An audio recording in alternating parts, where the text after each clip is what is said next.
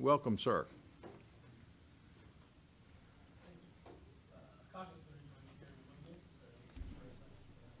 To appear behind the door, and I will share my screen as well.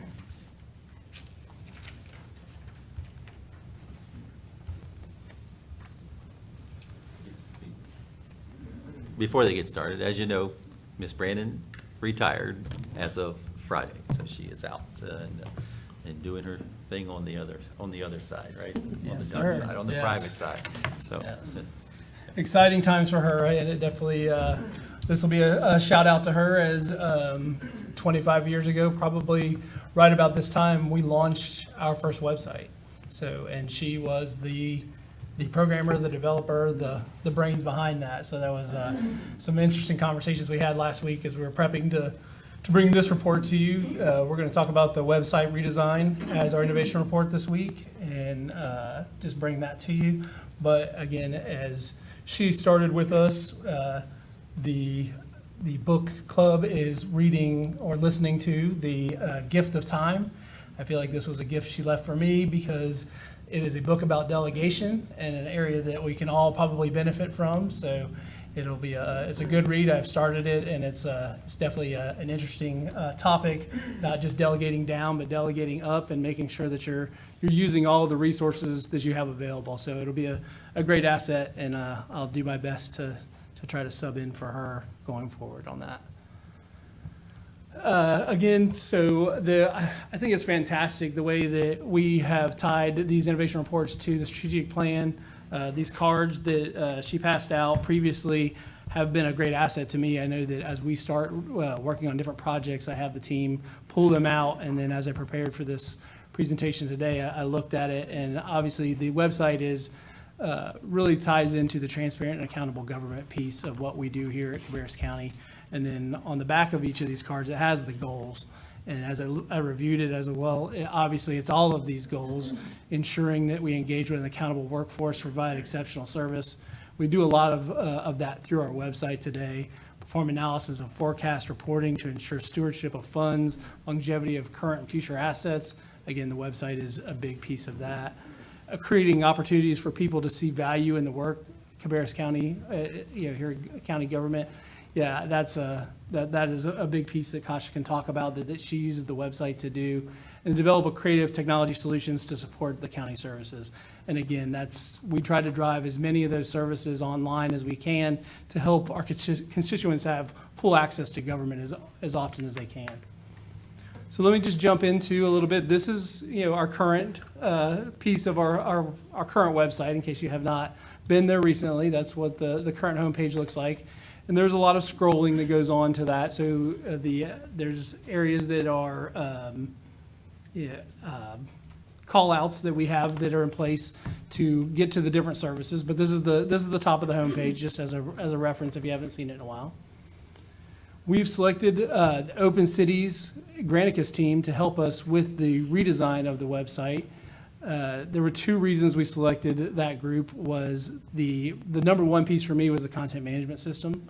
That's important to me as a technology person and is important to you as a board, because that is going to give our staff the ability to keep this website updated and current. The current solution that we have today is very limited, so a lot of those requests have to come to my team to keep the site updated and active, and it just doesn't encourage that the content to be as fresh as it should be. The other piece of that is their methodology. They are very project management based, and we're very excited to share with you some of that information, how they're going to attack that through their methodology, and you'll see that in the next slides. But I'm going to let Kasha talk about some of the goals that we developed as a team to, for this website. Sure, thanks, Todd. Hello, commissioners. Thank you for having us. One of the very important things to remember about projects like a website or like our branding project is you're giving departments a chance to work together. We have 20 different departments that cover everything from the sheriff's office to libraries. And our purpose is wide-reaching, and the opportunities we have to collaborate are few and far few and far between. And so this is one of those projects that allows staff to come together and think about things as a collective. And as Todd mentioned, this CMS is going to give us the opportunity to let them work together, to troubleshoot problems together, and to get feedback from each other as users of a different department site and as content editors. So if we go through the goals we have listed here, maintain and enhance transparency. As you know, that's something we're very proud of. Our work, our aspirations to be as transparent as possible. A lot of times folks come to our website and it's the only place where they know to get information from the county. They may not have an opportunity to connect with us face to face. We see a lot of people at the fair. It's Jonathan's favorite way of connecting with folks, but this is another way that we reach a lot of people who would not otherwise know that they communicate with or have interactions with the government. So we really want to make it a thorough, easy to navigate hub for our visitors, no matter what their purpose or reason or where they're located within the world. The users range from local contractors needing Excella, probably one of our most engaged user groups. The contractors have really caught on to the system. It's something that they interact with several times a day, and they're counting on us to provide those services. So it's up to us to make sure they're comfortable with it and it meets their business goals. And especially in a growing community, having that set and having that relationship builds trust, which is one of our end goals with the public. And then there are ways for people to know more about what's posted on social. So they'll see an article posted on social, but they want to dig into the content. The website becomes our historical record, especially as the newspapers aren't able to cover as much, and that changing landscape happens. They're going to count on us to keep that historical context. And we try to publish articles that are informative and really give them some context of the projects that they're interested in. Next, provided update historical information. Department involvement in the process will help us create a deeper well of knowledge and aid in keeping the site as updated as possible. As Todd mentioned, folks will be able to go in and make their own changes. We talk about the demands on Todd's staff and our staff to get changes made, and sometimes those can add up and we're having to prioritize. By the departments having some ownership, they'll be engaged in the content. They'll know what's on their site, so when they tell folks it's on there, they know it's on there, or they know to act quickly and add it on there. And it'll give them a relationship with the website, which is really what we want. To act as the first connection between the county and the public, as mentioned. Early discussions center on what our community is and what it strives to be. And we were very fortunate through our branding process to learn 4 values that are important to our community: family, faith, collaboration, and tradition. And we want to see those elements reflected, as well as the diversity and varied interests of our audience. We want to make sure all of that is represented. The site should reflect those collective values in words, images, and the site flow. So when we start talking about the design concepts, it's a little more than just picking out a picture. It's making sure it matches who we are and who our community is. And then building internal connections with updated, robust intranet. One of the things users on the outside won't see is the opportunity we'll have to support internal needs through an internal website. And when you talk about 1,400 people connecting, it's important to have a place for them to go for reliable information. Each time we have a new employee training, we ask them what their last employer did right or wrong and what can we learn from that and how can we support them. And it's the sharing of information in a timely and thorough way that they feel for between their managers to them and also the organization to them is most important to their needs. So we want to set them up for success from day one. So hopefully our work on this project will end in all those wonderful connections.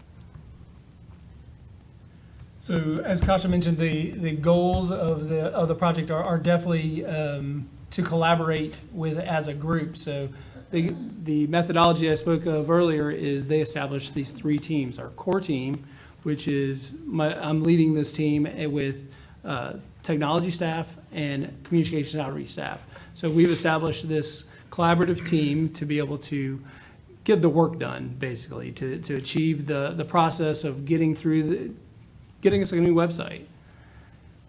But the bigger lift is on the steering committee. The steering committee is represented by nearly every department in the county, and they have a spokesperson that is going to meet with us and work with us to make sure that their department is properly represented on the website. So they have a two-way communication, one back to the core team, but also back to the department to make sure that everything that their department head wants to be, posted on the website is getting out there. So we're working through that process and building that. That's a redacted list. There's a couple other folks from DHS that are missing from this list, but we have a very large steering committee group. And then the executive stakeholders is basically the department heads and the county manager staff. And what we're doing with that group is we're communicating to them monthly. So this will serve as that first monthly blast, because the slides I'm about to cover are basically the briefing that I'll send out in an email tomorrow to everyone, letting them know where we are and how we've gotten there. But it's a great representation, and I've spoken to nearly all of these department heads about the representation that they put on that previous committee. So what we've accomplished so far, we've established several kickoff meetings. Every IT project has more kickoff meetings than I would care to mention, to be honest with you. You can see there's already 3 or 4 on there. The design workshops are the one that are interesting. The Digital Service Academy, I think that has a lot of promise. I think that Kasha's probably excited about that, because it's going to help our staff learn how to communicate to the public. They have the methodology that Open Cities brings to us is they teach this academy that says, hey, don't use government speak. I know that's one of Mike's pet peeves for us as staff, is that we use acronyms far too often, and we use government words that we are used to using with each other, but we need to be able to communicate to the public in a clear way. So I think the Digital Service Academy has a lot of hope and help with that. One of it's an IT thing, but that single sign-on for admin users, that's a big deal. For being able to have single sign-on is a big security step for us to be able to make sure that we don't have a lot of other random IT security issues out there. So in progress right now, content rationalization, a fancy word for saying, hey, we're looking at the website today and trying to figure out what's out there, what do we need to get rid of, what do we need to improve on, what can just go. We're using Google Analytics that we've had in place for a long time to review what's actually getting clicked on. Is there a page that we've created out there that just nobody's actually going to, and do we need to do anything with? The other important piece here is conducting the resident website experience survey. I'll show a link to that here in a second, but there's a way for the public to give us feedback before we get too far down the road with this and say, hey, here's what we're doing. And then they're going to do a post survey to say, hey, did we actually improve the thing that you were worried about? So there's a lot of outreach, and that is, again, back to Open Cities methodology and process to this, and that's why we selected them to help us with that. And again, it mentions the Digital Service Academy content and pieces there again. So here's this is right on the center of the website, so it's not too hard to find. It's right at cabarruscounty.us. It's the green bar going right across the middle. I believe Kasha's going to push this out on social media here a little bit too, to be able to do that. You click the button and it pulls you right to the survey. So the public can immediately start giving us feedback today. It's out there today. So we're ready to receive that feedback. And we'll leave it up there throughout the project to be able to keep getting that feedback. Again, so the next steps: review those survey results, conduct some additional design, and really start hitting those academy things, and then single sign-on for all of the users. Now, again, I key back to that single sign-on piece. That means that the staff is going to be able to have access to the content editors for the staff in Cabarrus County are going to have access to do that with their own passwords versus having to remember a separate password. So it does become a barrier to them actually doing the work and creating the content. Finally, I threw in some slides here to talk about, just to refresh your memory of where we were and where we've come from. This is that original website that Debbie created. Obviously, it looks very rudimentary, but that was very difficult back in 1996-ish. So that was a big deal to be able to make a site that looked like that. This was about 5 or 6 years later. pretty basic. They were, this still early 2000s. There wasn't a lot of information to put on the web yet. And then, we're getting a lot more info, so we're trying to communicate more and more and more. It's getting busier. We went with some logos, some bigger pictures, because the internet got faster, so we could send more, send more images down the pipe. So we thought we'd get fancy. And then this website, I think most of you probably remember this site. This was one we had for quite a while. We had the fancy rotator down here in the bottom where it went around and highlighted new things that we had going on. And then, this is another tweak to that one. And that was it. So we look forward to meeting, what your hopes and outlook is for this project. But I wanted to open it up in case there was anything that came to mind that we should be hitting for the website, or any feedback you'd like to give, or is there anything else you wanted I'd like to drop in add, there? I want to thank the folks, Lauren, and the rest of the folks who are going to be serving on this committee. This is not something that was probably in their sights when they first joined the county, and they're taking on an added commitment to make sure our county is well represented and make sure their departments have the correct information out there. So we want to make sure they know that they're an important part of this process, and we cannot do it alone. And it shows the value they bring to the table. So our departments are very important in this. So as you hear the voice of the people out there that are using the website all the time, so please make sure if you do hear that, make sure you pass it on to these folks here so that we can incorporate that into our new site. And I guess, of course, the biggest thing is how do you get around and how do you find something quickly? So Three clicks is the conversation we have a lot. So, we don't want people to have to click around and look for things. The search will definitely be an area that we're working on as well. Our search is good, but it can be better. So if you go there and you want to know election night results, you get that. But if you're looking for something a little more difficult to find, recycling versus, reuse, or, other terms, this can be a little bit trickier to navigate to. So we're definitely working on that and realize that it needs work. So we appreciate you funding this and allowing us to continue to improve it.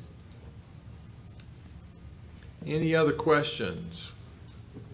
I think many of the iterations that you showed us step by step, you won awards for, if I'm not mistaken, along the way. You guys have been incredibly successful in that department, and I have no doubt that you will continue on that track and do very well with this. So thank you for all your what you're getting ready to get into. Thank you. I guess the primary thought that ran through my mind throughout that entire presentation was, I thought we just finished a new web It page. does feel that way, sir. Yeah, It was but 5 years ago. that's hard to Yes. believe. And I'm just figuring out how to use it. Yes. But no. And to be honest, that is why I didn't jump out to we're going to have something new and different. I know the content management system doesn't sound like it's the most interesting thing or the most interesting piece of that. The goal of this project will not be to, hey, let's move everything around just because we're doing something different. I think that frustrates the public as much as anything. So if we can keep a similar look and feel and improve the use of the website, that's our goal. Yeah, well, I think most people would be amazed at the vast amount of information that you have to work with and handle, and you absolutely cannot put everything on the front page. I try. Right, so, yeah. Thank you for that report. Thank you.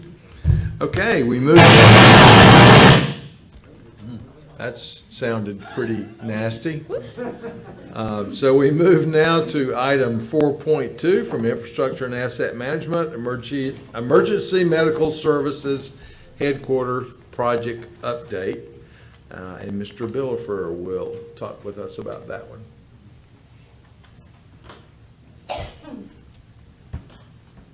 Thank you very much. Lauren, could you bring up the pictures?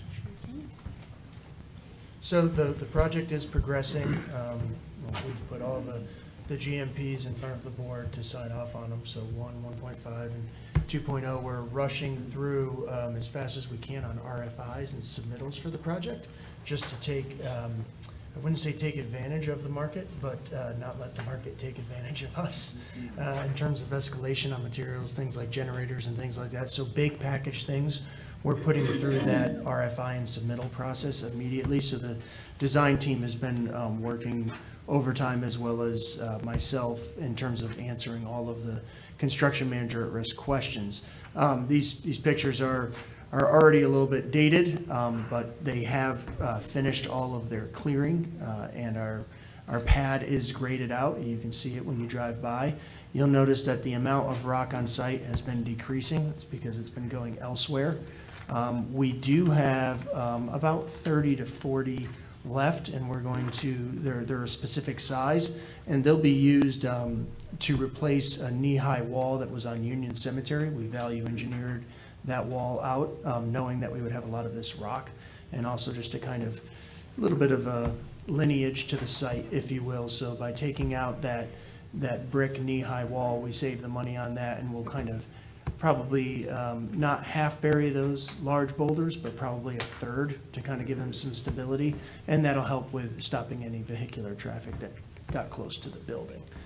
So those are what, if you see anything on site, that's what's, those are left for. Can you scroll through those pictures? So that kind of shows you the site that's actually standing on top of a very large dirt pile. Shows you one of our stormwater control measures right near the bus garage. So that's the kind of Union Cemeteries on your right.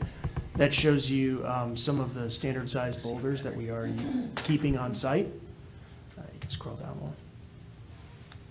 Kind of shows you you're standing on the other side of the stormwater control measure. And we have two very, very large stormwater control measures, or BMPs, basically ponds, on the site. One on Cabarrus, one on Union Cemetery. That shows one of our construction materials testers, so that's a third-party contractor that we use to verify that we're getting the different compaction on the soil. That's actually on the building pad right there. You can scroll down. That probably gives you a better idea of where the actual building is going to sit. And those boulders, most of those are moved right now. So like I said, the site changes on a daily basis. Can you scroll down? Yeah, and that just shows you them driving over, proof rolling. That was after one of our large rains. We were just making sure that it could handle the rain that came on it. So the site is progressing very well. Those are what we've stockpiled, and they were very good to work with a very unspecified description of what type of boulder I wanted saved. So that's a very vague description I gave them, and they came up with a lot of them. So they worked very well with us on that. You'll actually see a trailer and an actual construction trailer and a large container that'll start storing all of the electrical subcontractors' materials. Those will probably be on site by the end of the week, and they'll be on the backside towards the bus garage, if you will. So those are kind of our next big things to come up with. We are still challenged by rock that is in the ground, specifically on the Cabarrus Avenue side. So there is a stormwater control measure on Cabarrus Avenue that we have to get a very large pipe out of. And everywhere we turn, there's a lot of rock, and it's not that easy to blast, mainly because of the utilities, specifically the high-pressure gas line that's right there. So we're trying to find a different way around that and to not get into the DOT's realm, because then it's going to have to go through a lengthy review, which we're already dealing with on the Union Cemetery Cabarrus intersection side. So anytime you get into that review for having to go in a different direction and kind of get into their area, you've got to go through all that. So we are, no pun intended, in between a rock and a hard place in this. So we've actually done some extra probing to try to see if we can zigzag through some rock. So that's one of the biggest challenges we have coming our way. And we've also obviously seen some change orders coming, and I'll be in front of the board next month to discuss some of those. And that really primarily deals with the utilities and the intersection of Union Cemetery and Cabarrus Avenue.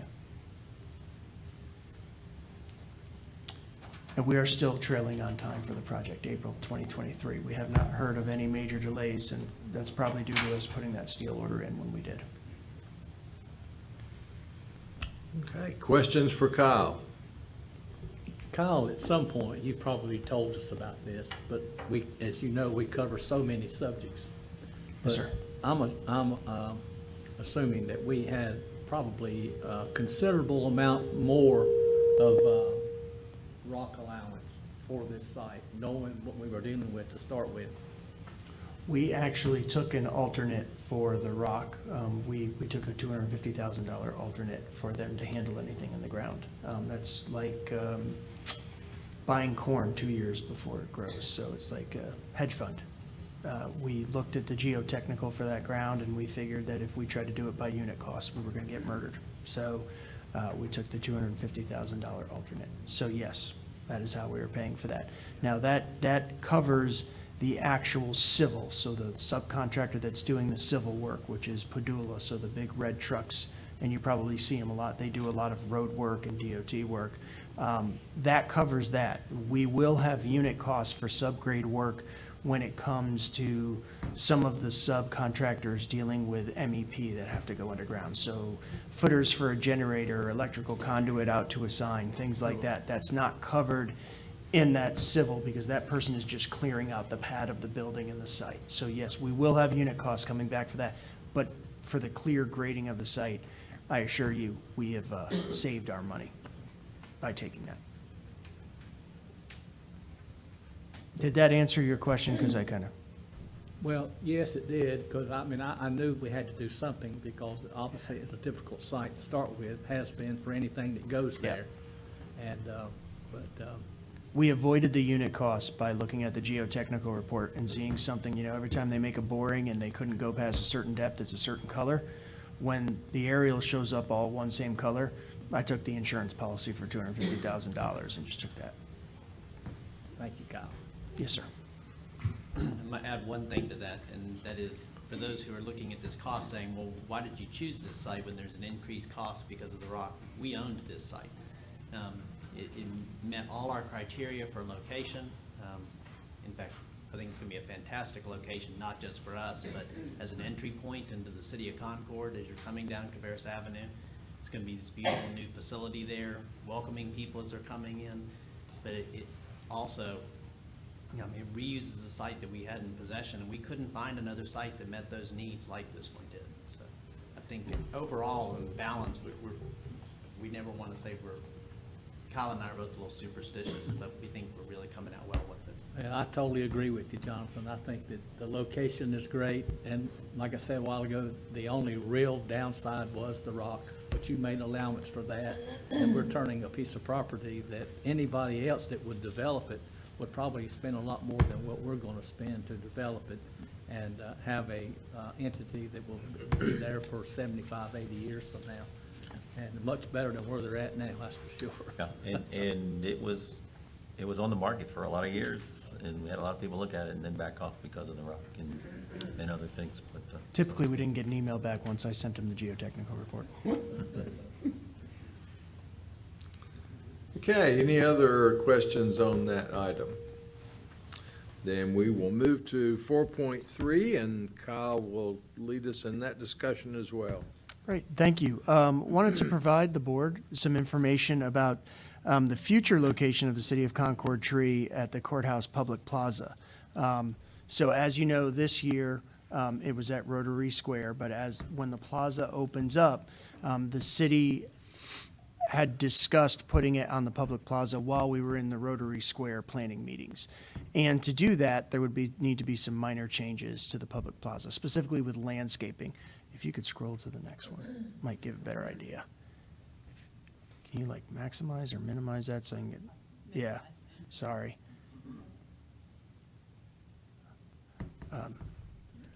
If it's okay with the board, could I go up to the screen? Okay.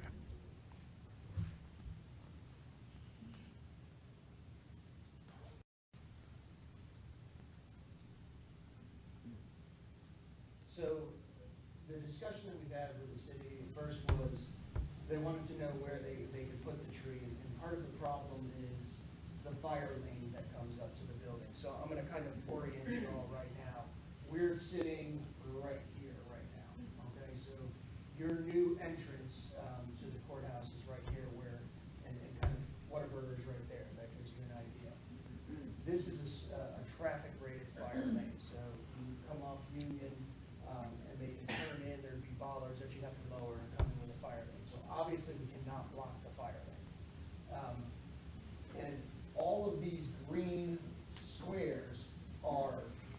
planters and trees, and I don't mean just trees right in the ground, but in these large built-in place planters. And if you notice on your agendas, you can probably see it better than on the screen. Could you maximize that a little bit?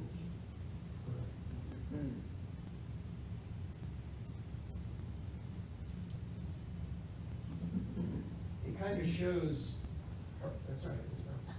It shows these planters increasing in size as you get to the public entrance. So if you recall, and mind you, Commissioner Shu had mentioned that, you know, you guys hear a lot, but when we were designing this public plaza, we were designing it to get all the foot traffic to go to the front of that building. If you recall, when we designed and built the parking deck, it was that the parking deck was going to be where it was, and we were going to funnel everybody across Union. They were going to be able to see the shops and the retail, and then go right into the throat to get to the courthouse. So the entire design is narrows and thickens, so that as you're approaching the actual entrance to the courthouse, the planters are getting larger. They're telling you, and you're understanding that this is where I'm supposed to go. So why I mentioned that is that the tree, the City of Concord tree, has a very large diameter. It's about 20 feet. And trying to squeeze it in with everything we have there and stay out of the fire lane and still provide egress for where everyone wants to go became very difficult. So you can minimize it now. It's shown. We ended up finding one spot that we could put it, and that the city was agreeable to it, and they've already reviewed this, and now I'm coming to the board to make sure that you guys are okay with it. They're going to put it down here, which is pretty much where the intersection at Union is. And they will have to have an agreement with that owner right there, which that's Mr. Mueller, who owns that property. And then obviously, we will have to work with the city on the easements, because there'll have to be electricity and different things for it. We've worked how to anchor that tree down. So just so you know, where that tree used to be in Bicentennial in the parking lot, they used different guy wires from above. It wasn't ballasted from below like the one at Rotary Square. That's ballasted below with a barrel and water. So they've already investigated that. They're going to be able to ballast it so we won't have any guy wires and things like that. We will have to work with them. There'll have to be some different modifications we'll have to make to that area in terms of how much weight it can handle, and we will lose only one ornamental landscaping tree. So out of everything there, the least amount of change to the public plaza is that spot, and quite frankly, it's the only place I can actually put it into without making serious design changes to the plaza. So I'm here in front of the board to make sure that there's not any glaring issues with that before I move forward with the city and the actual folks building it to start to move forward to that. I'm gonna sit back down and say, we have any specific questions about that? Sir? I'm gonna wait to sit down. Okay, yeah, I'll get back up. Good call. Just, this is, I think, pretty obvious. So you mentioned the structural component, and then we will have electrical conduit that's on us, or? are we- No, the city will put all that in, but we'll need an Okay. easement with them. We're just providing maybe some project management and help and guidance. Yes, to get there it. will be project management. Okay, yeah. Yeah, okay. and space. But now just so that the board understands, the City of Concord Electric Department has worked very closely with us on that entire plaza that has nothing to do with the Christmas Right, tree at this point. Right, and Yeah. because when we started, there was a lot of utilities running right through there that we've had to coordinate all the way through, yes. Is that an understatement? It is? Okay. So, well, nitpicking, it seems a little odd to have a tree right next to a wall, but I hear you loud and clear that sometimes there's just nowhere else to go. There was also some thought that having it spill out into Union, since they plan on shutting Union down, that actually, while it looks like it's against a wall when you're in the plaza, necessarily as you're on Union, both sides of that building, you're getting more of a corner view of all of it. So are you able really to put more people around it to see it all? So when they kind of said it to me that way, I was like, well, that kind of makes sense, because I believe there's a perception that the plaza is going to be larger than it truly is.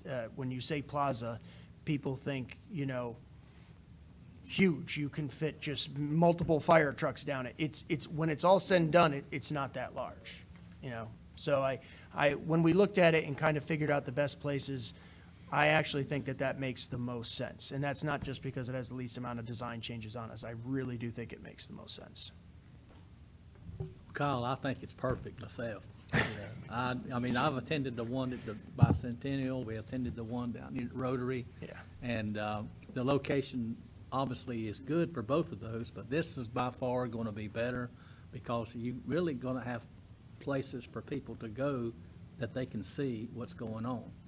And I'm assuming, this is not part of our discussion, but I'm assuming the stage will be somewhere relatively, maybe across on the sidewalk of Union Street. I'm thinking, for you got Union North, Union South, and then the old Means or the plaza, which is gathering places for people. And other words, different than what we had down here in the middle of the road. Yes, I wouldn't want to speak for the city of Concord on where their stage will go.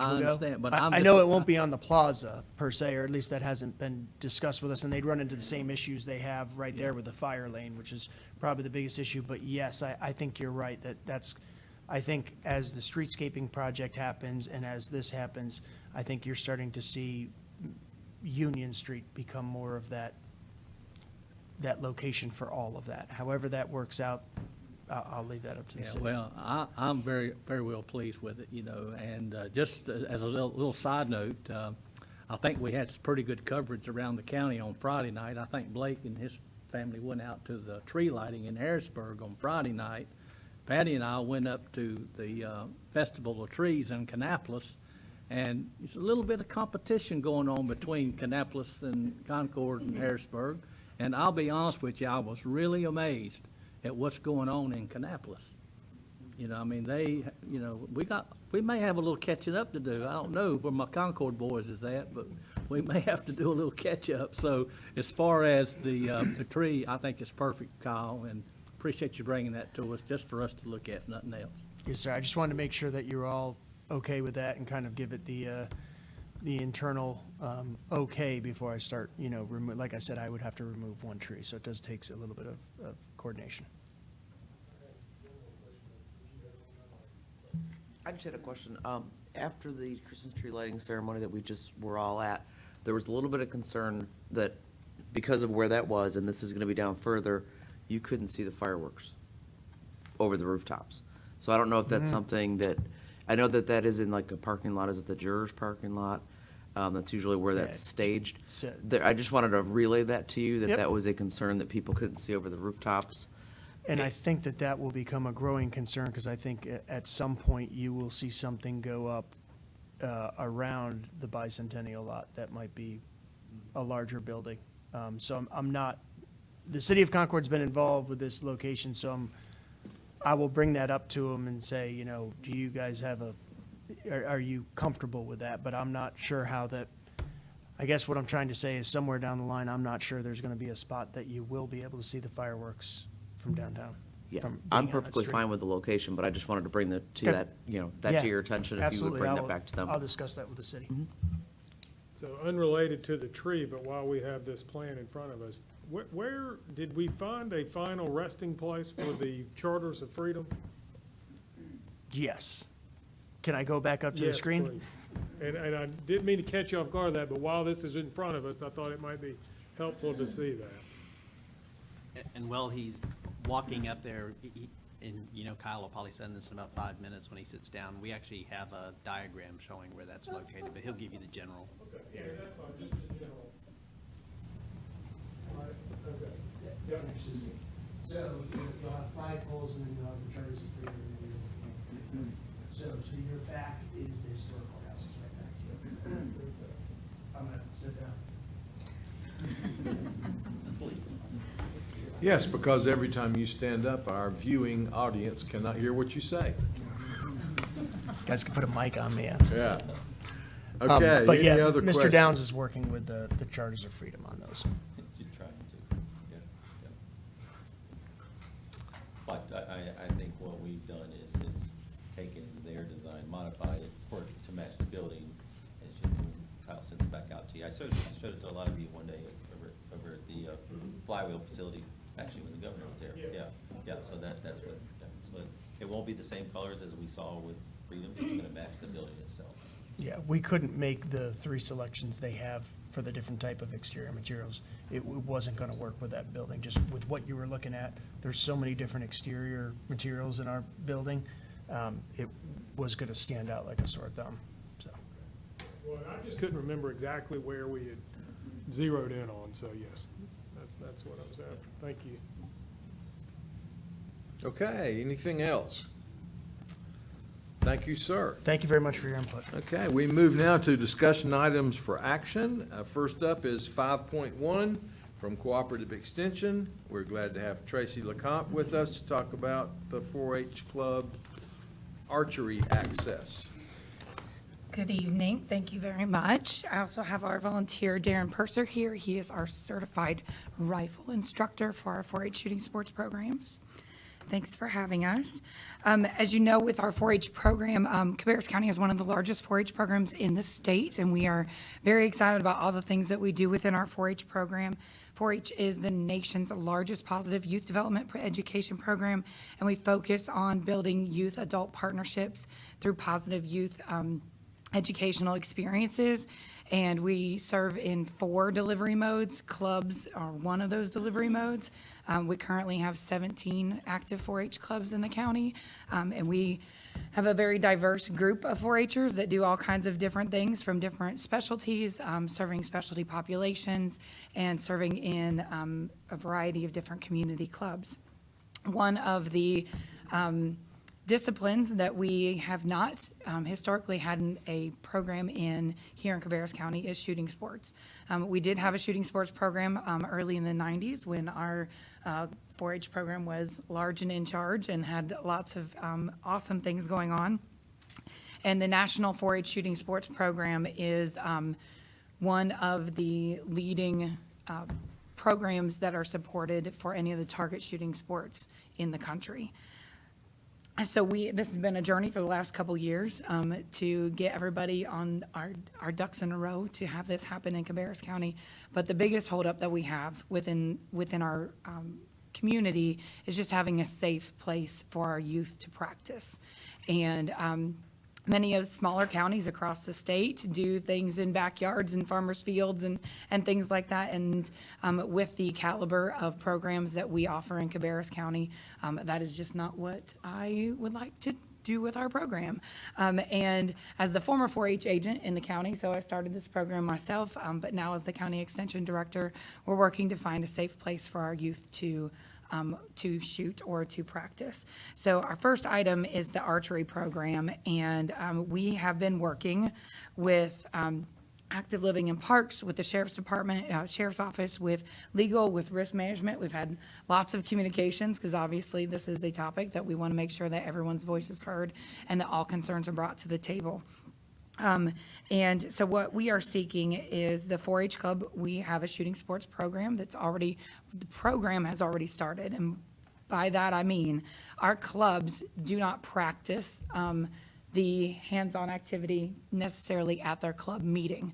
So a 4-H shooting sports club will meet once a month, and they will run a business meeting, much like your own. They go through different topics and activities and different things that are coming up within the 4-H program world, whatever that leadership aspect is, the different opportunities and activities that they do.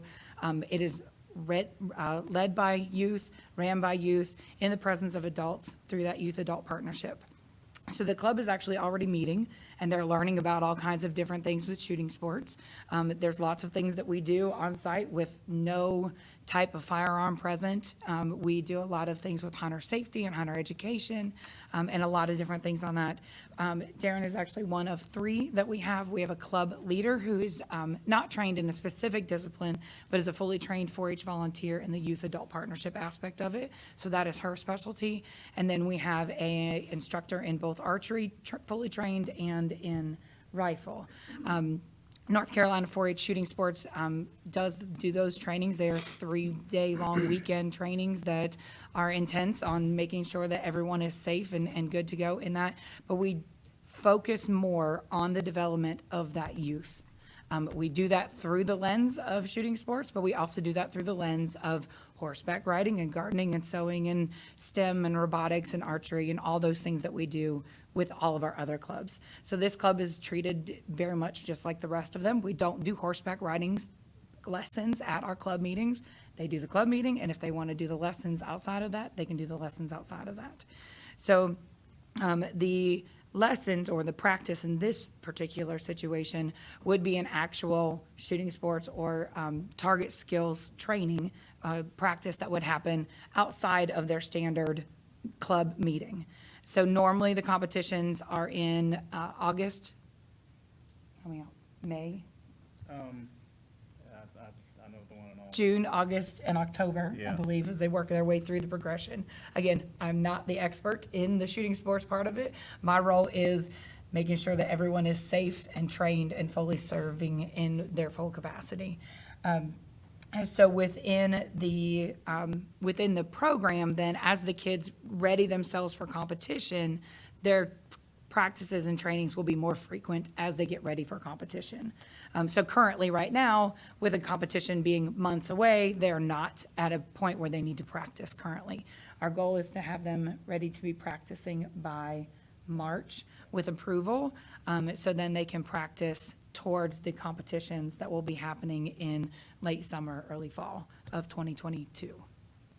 So what we would like, and we've been working with you guys should have an access to the memorandum of understanding that we have worked through with all the departments. And we've been working through that memorandum of understanding for Camp TN Spencer, which currently has an archery range that then our instructors would work with the youth to be able to do that instructor training or do the practice with the youth on site at Camp TN Spencer. We've worked through the memorandum to have the county expectations with the archery range at Camp TN Spencer and the staff that are there and the 4-H volunteer aspect of it and everything that we do within our 4-H. The program will be open to any youth who are enrolled in 4-H, so they do have to be enrolled 4-H club members that would then be covered under our insurance through NC State University and the instructors as well.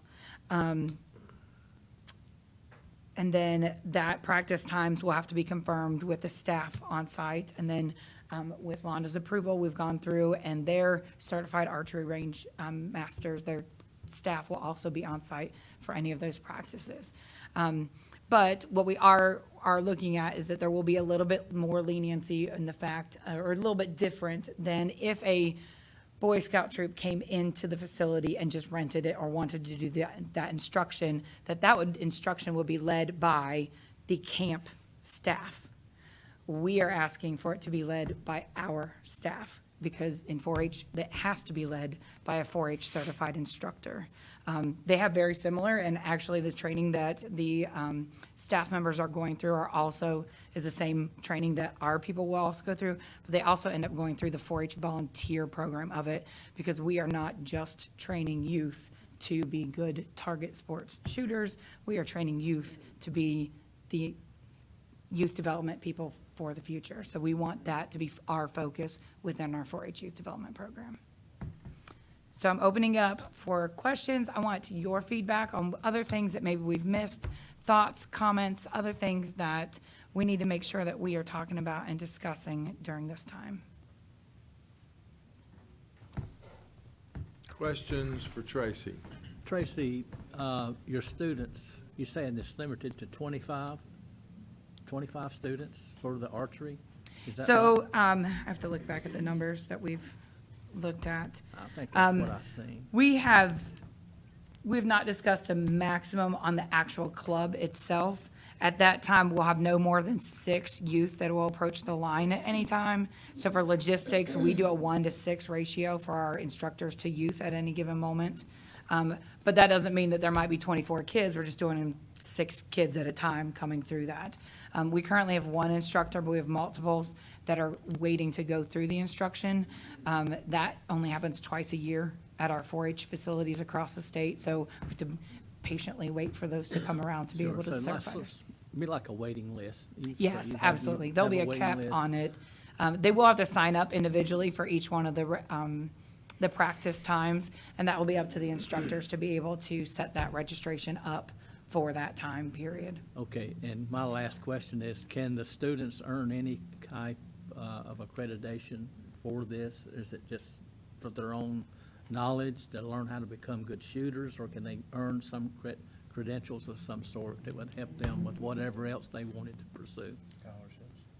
Yeah, so 4-H offers a variety of different opportunities, but if they're looking for a certification, we do not offer certifications in individual things. The club and the instructors might be able to do the different things through the Department of Wildlife and the different things there. We oftentimes will do the hunter safety course and that kind of thing with that relationship there.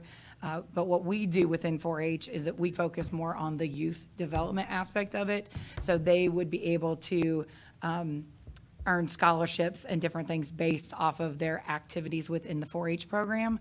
But as part of the youth development part of it as well, we encourage the kids to build those life skills through different competitions that we have for 4-H project record books, where they're recording all of those things in there, and we put more value on those aspects of it. So, but that also being said, that at the district, state, and national level, if you put national shooting sports team on a 4-H national shooting sports team on your resume, it looks real good on paper. So that's what I'm talking about. Exactly. Thank So you. there's a lot of things that you can put on there. Yes, absolutely. So we, our youth here in Cabarrus County will have the opportunity to earn the right to serve on the North Carolina shooting sports team that will then also travel onto the national shooting sports competitions. Absolutely.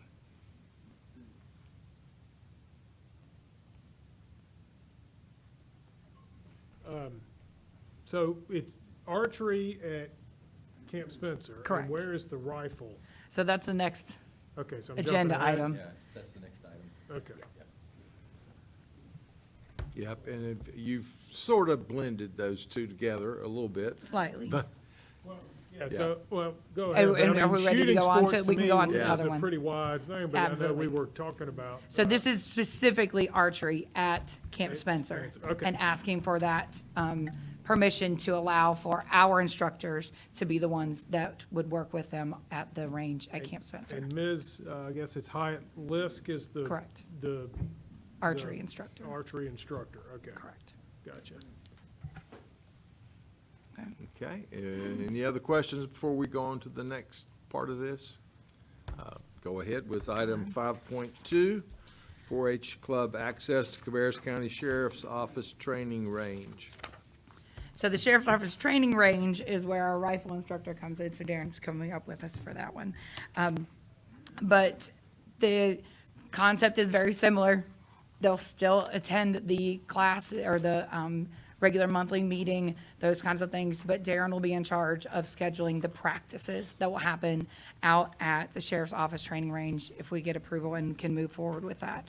So this memorandum of understanding is a little bit more strict because obviously we are allowing our 4-Hers access to a site that would not be traditionally something that they would have access to.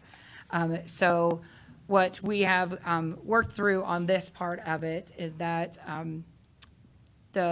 any of the family members and any of the any of the family members that are transporting the youth to that facility would go through our 4-H background check and be an approved 4-H volunteer.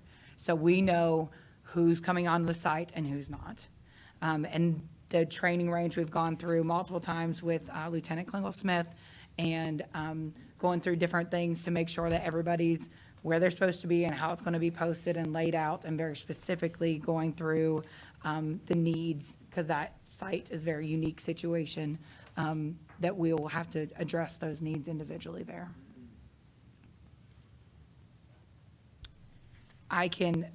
We worked to lay that all out on here. If you guys have any questions, I'm happy to kind of go through any of those things there.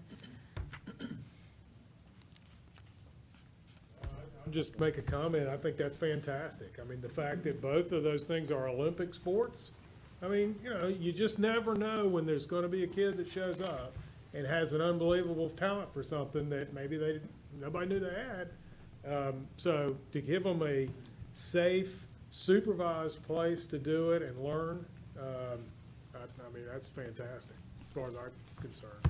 So, Yeah, I would have to agree. I think both the archery and the shooting sports, I think is a great addition to the Cabarrus County 4-H program. I think you'll see a lot of positive things come from that, a lot of interest. Thank you. Yes, we definitely have a lot of interest, a lot of parents that are super excited about signing up to be 4-H volunteers because of it. So I think that also brings, a diverse group that will come to our program to grow that throughout the county and have different representation within our program as well. Any thought to adding sporting clays? Yes, we would love a facility to be able to do such things. We don't have that It's just- capability right now. Right, it's just hard to find, okay. Yeah. There's two things too, and Tracy's done an excellent job of explaining everything that's there.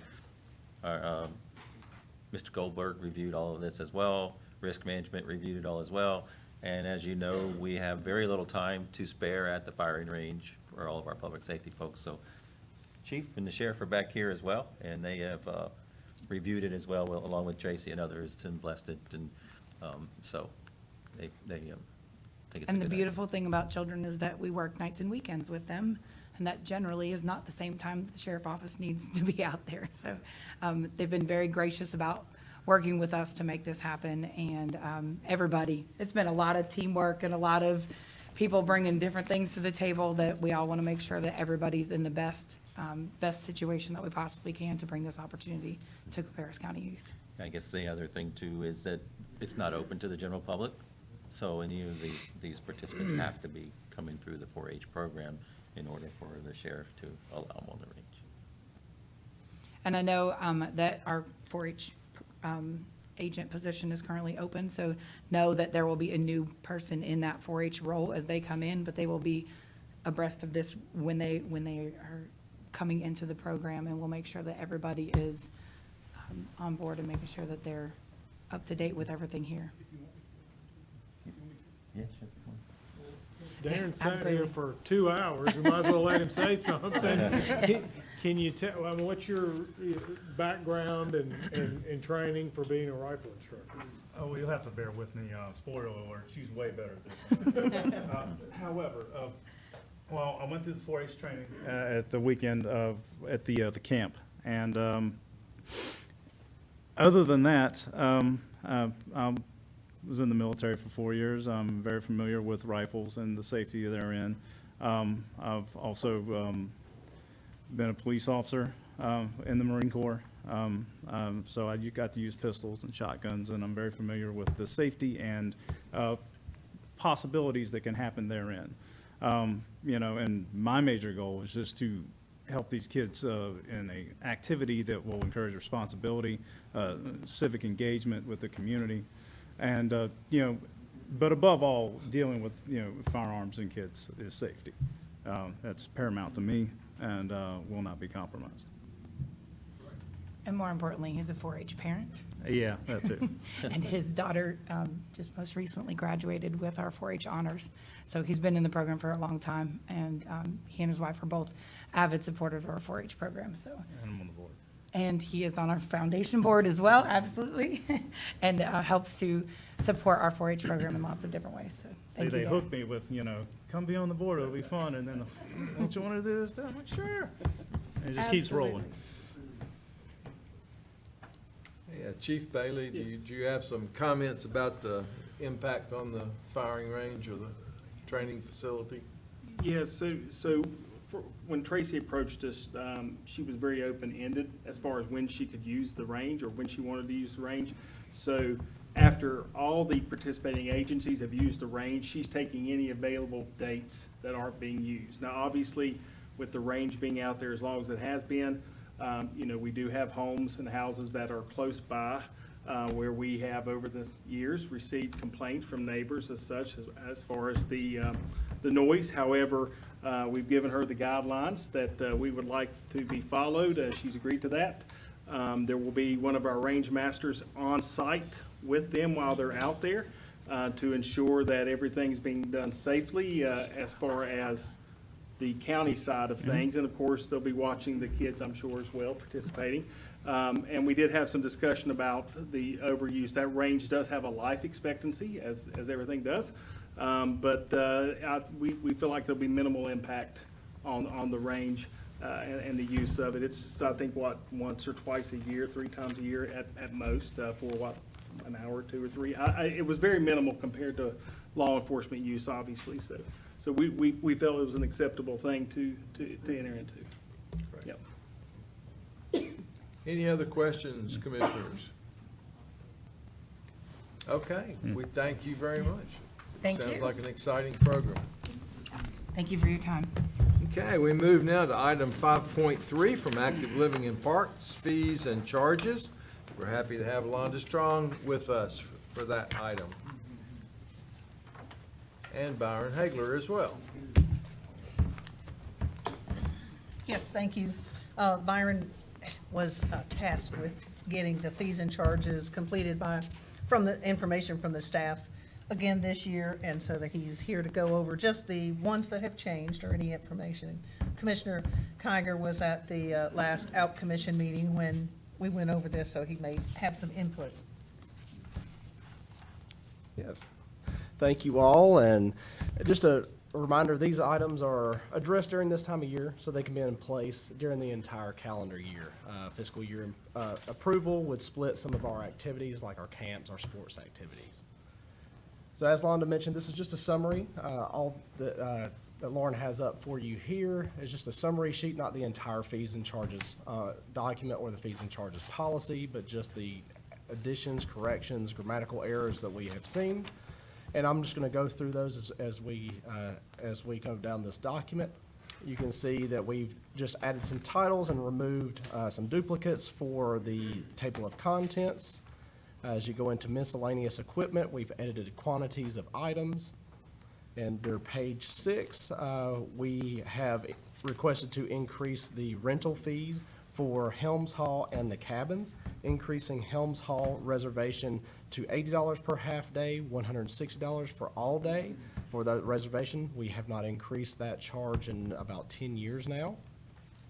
Cabins increasing from $50 per night to $65 per night. Just looking at comparables, and then interior space for other facilities are just much higher. So we feel it's adequate and the right time to go ahead and increase that cost. For Frank List Park, you'll notice that we removed the arbor shelter, so that when the barn burned down, that was one of the site shelters that were removed because the new site is going to have a much larger footprint. That was going to be in the way. So removing that, and then we are anticipating our rental revenues cost for those facilities as they're built. So we wanted to increase without knowing right now the capacities for those particular sites, but we wanted to make it comparable of what our upstairs facility of the barn was like, because that will be comparable to what is provided in the future for the upstairs and the downstairs. So increasing those costs are what we project for those. We removed the lower level heat option because both options will be both upper and lower level, or upper and lower levels will be conditioned. And then the rest of the items there under Frank List Park are our open, larger shelters, and those are increasing to make sure that we are projecting the same price for capacity levels for our open shelters, and then also looking at comparable sites at other locations. So in reference, our 150 person capacity shelters, making sure that all of those are being charged the same for those items. Your softball field lining, adding in some verbiage for weekdays only, just because of staff availability, and then also increasing from $25 to $35, just for material cost increases. Paddle boats, kayaks, portion there, same content, just change of layout of the verbiage, just to make it more clear and easy to read. The same for the mini golf section, adjusting just the layout and the verbiage to be uniform. We did have an error there of showcasing March instead of April in that first section for 6 and over. That should have stated April through November. And then the next section on page 8, our bike rental fees and our bike rental late fees, removing that section just due to lack of demand. And it really came down to just the sizing needs for those particular bikes. You'll need older, or much larger and smaller sizes, and so we are utilizing those bikes instead for staff patrol. Road race and fundraiser walks and events, just correcting some grammatical errors. Page 9, fees and charges. We expanding the time frame for notice for exclusive rentals. We just need a larger time frame to provide that option, and then also going into reducing the window of time that is provided. And changing the time frame for exclusive use to specifically a certain time frame, 5 to 8 instead of just after 5 p.m. And then going into the bulk ticket purchases for mini golf and paddle boats, changing that item to a unit cost instead of a range of tickets, and then what that range starts at to provide those reduced fees. The soccer field complex increasing from $40 2-hour minimum use to $50 per hour, and then increasing from $250 to $300 per field for an 8-hour day, just increasing just due to maintenance expenses increasing. Our ball field rental policy, providing a single day rental for the 4 fields at $600 and then also increasing our 2-day rental option from $600 to $750 for that option. Cost us, the preparation's the same, so just providing a single day use if they desire to. Our programs and fees under the activity, we are adding in our archery range for programs, camps, tournaments, since we have the new archery range facility, providing a fee-based window there. And then just reiterating under the activity for adult softball or adult leagues, we are just reiterating what our verbiage states in the policy, that our fees are based on 100% recovery of our direct cost. And you'll see that we are recommending to take out all the verbiage breaking out the adult leagues and just putting in a range that is stating just adult sports leagues. Field trips, educational programs. The Junior Ranger program is extremely successful. We have not increased that cost in several years, and we are increasing just to cover our material cost for that program to $2 per student from $3, and then also adjusting the number of on-site field trips versus in-person classroom visits. $4. Yes, $4 per student versus originally $2 per student. And then our road race activities, increasing our per person fees for the 5K from $20 to $25, the individual from 8 to 10, the team or groups from 15 to 18, the family registration going from $65 to $80 per family, and then we have increased the late fee out for the 5K from $23 to $30, and the individual fun run walk from $10 to $13, and just cover a cost for material increases for those road races, and for the chip timing addition that we have for those road races. And I know that was a whole lot, but minimal changes throughout the document, and I'll be glad to try to answer any questions that you may have for the fees and charges.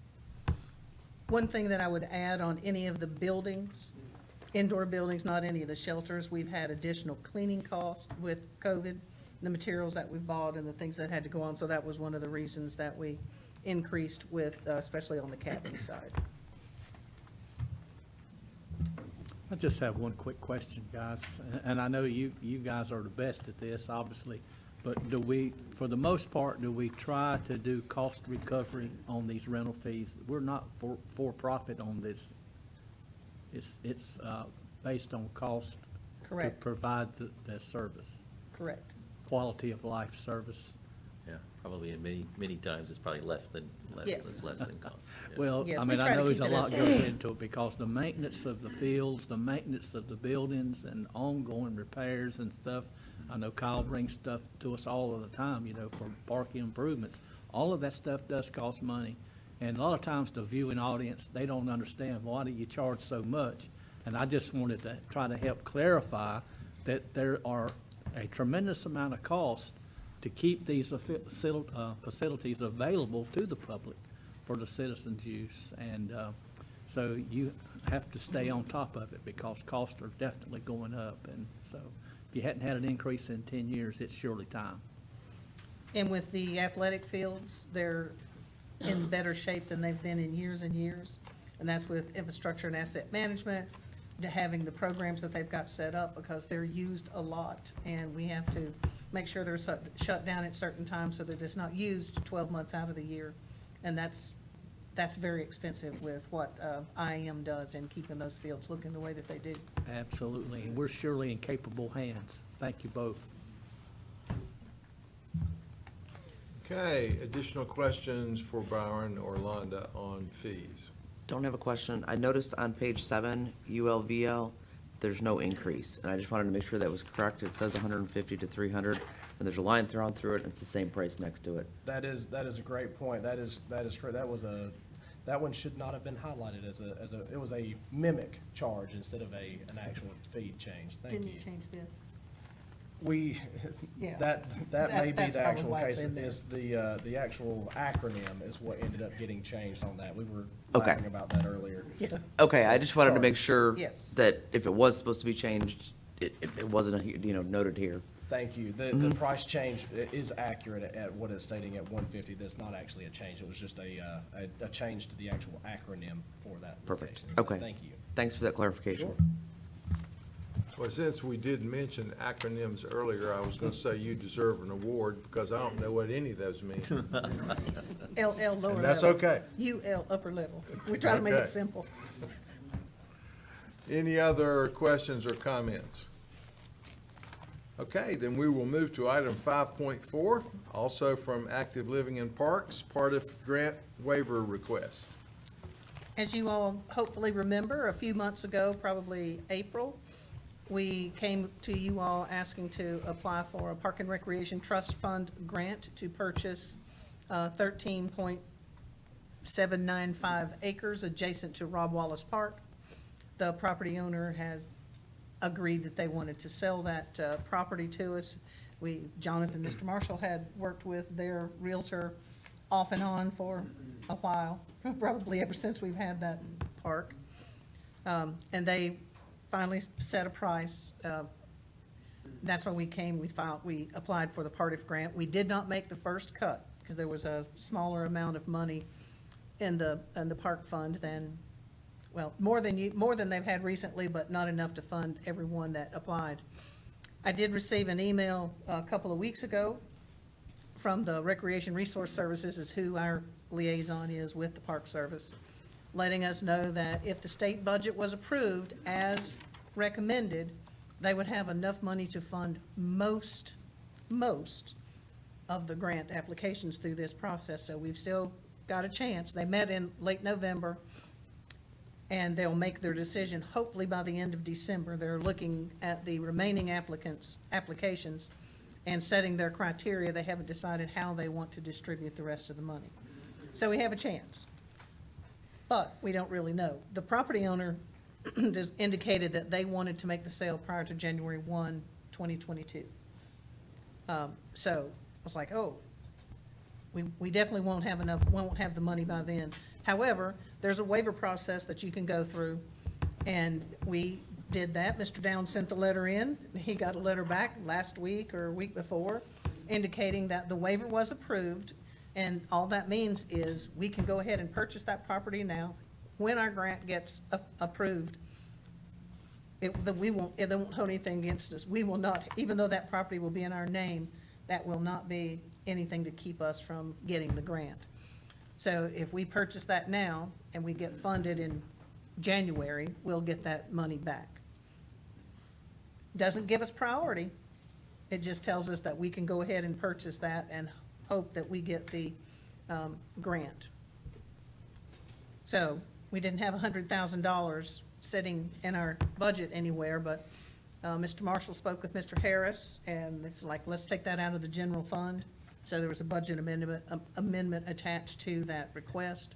And also attached to that request is that we would like to have approval tonight so that we can hopefully purchase that before January 1st. And we'll hopefully get the grant. So there's a lot of hopes in here, a lot of fingers crossed, because, we just don't know at this point. We're kind of stuck in the middle. Londa, can you remind us of the location of this parcel? I can't remember. This is on if you were driving in to the park and you go down the hill where that first overflow parking lot is, the gravel parking right. lot. To the left, it's 13 acres on the left side of that property where that sewer line, if you remember where that Right. sewer Oh, line yeah, I went. do. I do. Jonathan can probably tell you exactly. Probably the best way to describe it is when you go into the park and the three large oak trees, kind of at the highest point in the Right. park, this is directly adjacent to it. So it's the hardwoods, as you're getting to those three trees, it's all the hardwoods to your north, which is your left there. Right. So it's a parcel that oddly was purchased by I believe it was the father or grandfather of the current owners, for timbering, but it hasn't been timbered. So it has a lot of very mature hardwoods going all the way down to Muddy Creek, and so the borderline would be Muddy Creek. It does include the sewer easement, so ultimately they would need access back to that sewer easement, but that's easy enough to do. That property, excuse me, that property appraised for over $300,000, and they agreed to sell it to us for $100,000 at a reduced rate, so we use that as our match with the Partif, and so actually there's no money out of our pocket if we get that grant. Any insight on why that's the case? I'm sorry? Why it appraised for that amount, why they're selling it for the amount they are? Well, Yeah, the remainder of the property, this is part of a larger parcel, so the remainder of the property fronts on Bethel School Road, and it is on the market for residential development. And they had a buyer, as I heard, that had not closed. So I think part of that is that there's certainly, it's been in the family a long time, so there will be capital gains. So I'm not a tax expert, Mr. Cook, right? Yeah, but I think there are some advantages to them for the value they're donating to us. they're also wanting to put a bluebird trail on that piece of property with them paying for these bronze bluebirds and have a little story walk, scavenger hunt out of, with the bluebird trail in memory of one of their nephews. And they have commissioned an artist, and I think he's in California, to make these. Chairman, if there's no further discussion on it, would make the motion that we suspend the rules and go ahead and vote on it. Okay, do I hear a second to that motion? Second. We have a motion and a second to suspend the rules. Any discussion? All in favor, please say aye. Aye. All opposed, please say no. That motion passes. And so I would now entertain a motion. Mr. Two. Chairman, I'll make a Go. motion to approve the purchase of the 13.795 acre parcel adjacent to Rob Wallace Park for $100,000 with funding from the fund balance account, and adopt the budget amendment, subject to review by the county attorney. I'll second. Doesn't he have to review any property purchase? Maybe that's overkill, but it seems like we usually have that as part of the motion. Yeah. I'll Okay, second. we have a motion by Commissioner Kiger, a second by Commissioner Strang. Any discussion on that item? All in favor, please say aye. Aye. All opposed, no. That motion passes unanimously. Thank you so much. If you can find some more pieces of property for 1/3 the appraised value, let us know. Will do. Okay, we move now to item 5.5, and that is appointment to boards and committees. All of you have received this information in advance, and we have several different ones. Does anyone have any questions or comments about those items before they would go on our consent agenda? All righty, hearing none, we will move to item 5.6, and that is commissioner appointments for 2022. You see a list of those attached to your agenda as well. Those are the commissioner, actually, of our board appointments to various boards and committees, and liaisons to municipalities. I know that there was one item that was included in the previous board. I think Commissioner Strang had resigned from the Mental Health Advisory Board due to a schedule Work conflict. conflict. Yeah, work conflict. So that we do have an opening there if anybody is interested in serving. I attend all of those meetings, sort of as the moderator, but am not really the official appointment. So that's something that is open. As far as our other appointments, very much like we have done in previous years, we have opened the opportunity if anybody wants to switch an appointment with someone else, or if you feel like you'd like to have some exposure in a different area. That's a discussion that we can have now and can continue later on as well.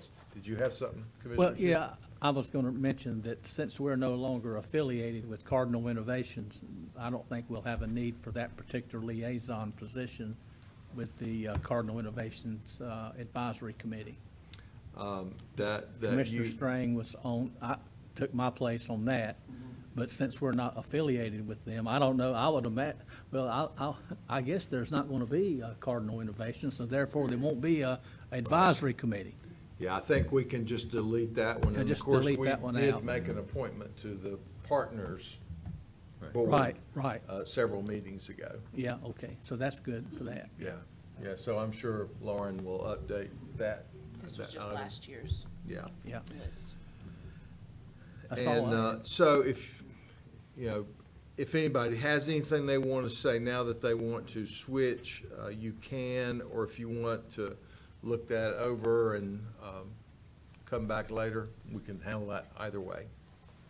Yeah, just one thing, the very first one, that ACT Work Ready, they don't meet anymore. I don't know if we've officially dissolved them or not, but I think the ACT, the Work Ready program, yeah, they haven't met in over a year probably, so let me do some follow-up on that, and I'll let you know, but, and if there's something similar that replaced it, and they're just calling it something different, I'll let you know that as well, so. Okay, any other questions on that item? We can revisit that at any time. But it will go on our consent agenda to carry over to next year, and then we can always edit it as needed. Okay, next up is item 5.7, ordinance implementing state criminal justice reforms, and David Goldberg's going to talk with us about that one. Good evening, Commissioners. So, a few weeks ago, the General Assembly enacted and the governor signed a very omnibus criminal justice reform package. Hundreds of pages, a lot of hard-fought discussions, covers a widespread part of our criminal justice system in the state. One aspect of it, Part 13, deals with the decriminalization of certain ordinances. So under the law right now, or actually previously up until December 1st, any ordinance, the default penalty for any violation of a municipal or county ordinance was a Class 3 misdemeanor, $50 with a $50 fine, and then the ordinances could increase that up to $500. And that was really the standard. And that applied to pretty much every ordinance on our books. And if there was nothing said in an individual part of the Code of Ordinances, it defaulted to this $500 fine, Class 3 misdemeanor. And that's the way it worked. So as part of this law, the default has now changed. So now under the law, an ordinance is not subject to criminal penalty unless the ordinance itself specifically says so on an individual section-by-section basis. So where right now, some of our ordinances say that, some don't, but ultimately they all default back to our county code section 1-7, and it says Class 3 misdemeanor, $500 fine unless otherwise indicated. That is no longer acceptable.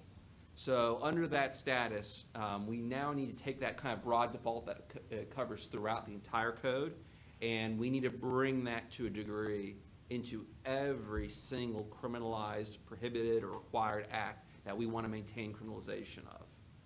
The other thing to keep in mind is there's also certain kinds of ordinances that are no longer, cannot be criminalized at all now. Mostly they have to do with planning and development ordinances, so the zoning ordinance. We don't use it as a tool, but we could have ticketed people for a Class 3 misdemeanor if they violated a zoning or building code ordinance. We can't do that anymore except for ordinances related to unsafe buildings. Ordinances adopted pursuant to regulating and licensing businesses or trades are decriminalized. Registration of mobile homes and house trailers, stream clearing programs are decriminalized. Regulation of outdoor advertising, limitations on solar collectors, and then limitations on cisterns and rain barrels, and then also ordinances regulating trees. So those are now those cannot be criminalized. Those cannot be subject to criminal penalty. So the alternative that we have to create, if you have something on the books, it's not a law unless you have a way of enforcing it. There's really two tools. So one is we have right now, which is the ability to go to court and ask for the court to enjoin or to stop whatever conduct is breaking our ordinance. And that's a pretty lengthy process, versus writing a ticket and kind of sending it to the process. The other option that we don't necessarily have as a broad spring on the books right now, but it will be appropriate to talk about, is the availability of a civil monetary penalty. So in the event, as an alternative to criminalization of ordinances, but also additional tool to enforce them, even if we can do a criminal ticket. Essentially, it's a bill. Essentially, if someone violates it, we send them a civil citation, and it is enforceable essentially as a debt. And we would go to court to collect it, small claims if we wanted to. You can't be arrested for it. You can't be sent, there's no debtor's prison or anything like that. But it does have some meat to it. So before you is the attempt, at least my attempt and the staff's attempt, to implement the requirements of this. The idea that we have before you is to maintain the status quo as much as possible. If something is criminalized right now, we took the steps necessary to maintain that criminalization as a Class 3 misdemeanor, unless otherwise it is. We want to maintain the status quo that was in the books prior to the enactment of this law. But there are instances where it's no longer lawful to criminalize those acts, and we've removed those. And we've also created a default civil monetary penalty that applies to any violation of any ordinances. I believe we've set it at $100, which is considered kind of the norm, and that would be, achievable. But there's no hard limit on that. 100 is kind of the norm. So, again, if you go through the ordinance, it is very long, and you'll see the gist of it, in the sense that every single time there is some sort of a prohibition or requirement of the public, it is now added one way or the other to a violation of section is punishable as a misdemeanor. And then once we say that, it defaults back to section 1-7 that sets the penalty at $500 in that Class 3 misdemeanor where appropriate. Overall, I don't think this is going to change the operations.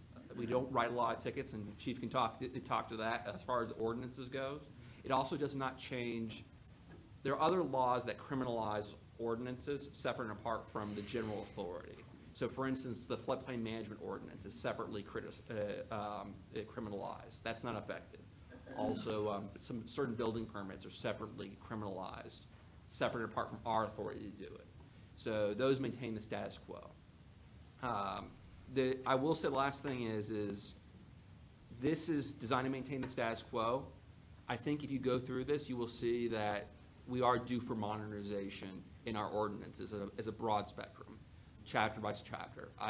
Some of these aspects probably don't reflect the way we operate as a county or reflect our expectations in the community, or may not be a best practice as far as how these things should work, or just need to be updated based on the changes in state laws and understanding of those laws. I think this is a good kind of dabbing into the larger conversations that's probably appropriate as we go forward. But this is designed to maintain the status quo. I've consulted briefly with Chief Bailey. I won't speak for him whether he approves or supports this in any way, but it does intend to maintain the status quo. And there, we are in consultation with the DA's office. There's one little tidbit we're still working on, the massage parlors, that we haven't had a chance to rectify yet between now and when this comes up for a vote in 2 weeks, but we'll have a firm answer by then. If you have any questions or talk through, I'm happy to, at your disposal. David, since this is a state criminal reform, this that you recommended here, the ordinance, does this parallel with what other counties are doing to make the criminal justice reform? So this was the one that beat us to it. We're pretty ahead of the curve on some of these, is Chatham County, which is a very reputable county attorney, city attorney, county attorney. He used to be the Charlotte city attorney for a long time. And so this is his recommendation, this is the consensus. Unfortunately, the statute is vague in some ways. For instance, it refers to specifying each ordinance. We don't really have ordinances, we have a code. Right. And so, ordinance is kind of a vague term. So we had to interpret that to being the section by section rather than ordinance by ordinance. That's the safer sort. We've consulted the School of Government as well, the League of Municipalities, the Sheriff's Association. Some of this is not going to be ironclad until it goes to court and a judge figures this out. But I think this is the best appropriate way to maintain the status quo, to allow us for you, if it is your pleasure, to look at more wholesome modernization of this code of ordinances. I agree, and it's actually, it wasn't planned this way, but it's just like the gun ordinance that we'll be talking about in a little while, 1967. So it's definitely one of many that are more than likely outdated, and so this is sort of falling right in place, really. I think it's staff's recommendation that we need to look at this as a very strategic, comprehensive process to kind of define what is the best practice when it comes to local ordinances and regulations in the community, help you develop your understandings of what your expectations are as a board, and then use that kind of framework to have those kind of ordinance by ordinance conversations. And that's something we can't make that decision for you, but we want to help frame that in a organized way to minimize stresses in the community and stresses on you. Changing ordinances is also very costly. The way our services work, right now, it can be several $100s each time we make any change, if not thousands sometimes, depending on. Well, we can negotiate that, David, that's no problem. Well, so we do need to be, we want to be mindful of that and make sure we're doing it in an efficient way. And whether that's the best, we don't want to change providers or anything before we start making big changes. We had to bring this all in line with what the state said we had to do. So as a matter of policy, we've really never used the criminal sanction for a violation of ordinances. We've always used the civil methods that were available to us. So in terms of this making some sort of big change day to day, it won't make any change. But we just had to bring it in line with what the state said we had to have in our ordinance. So this also does not change the planning and zoning ordinance, which is separate. The development ordinance is separate from this. Almost all of that is decriminalized, but that's kind of a separate process that will come forward to you. Additional questions or comments?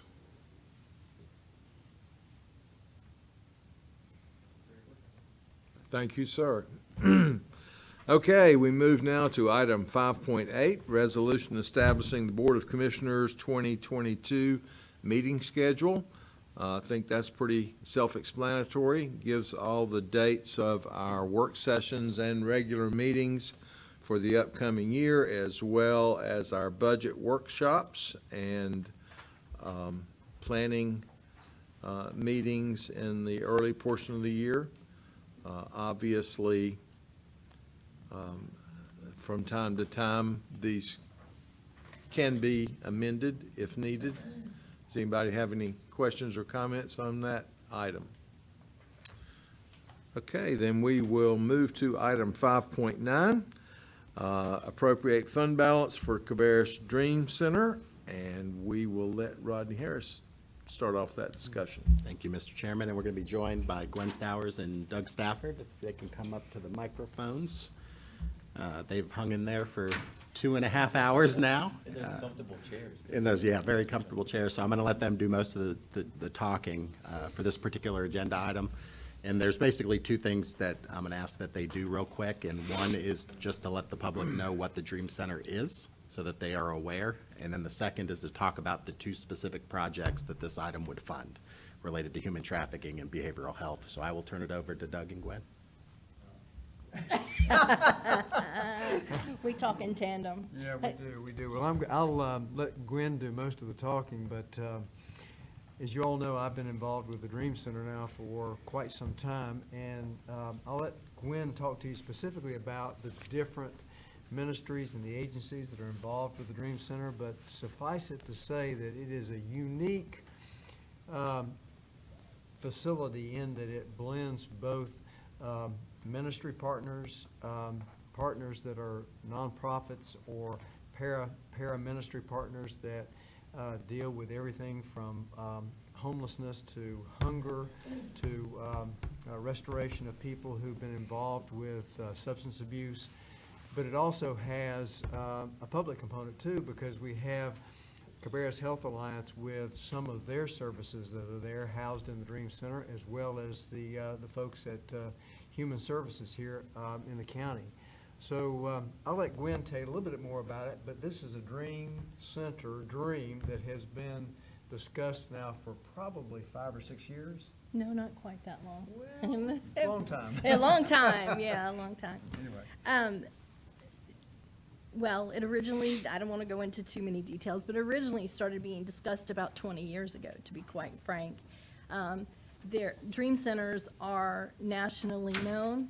They were formed out of Los Angeles 26, almost 27 years ago.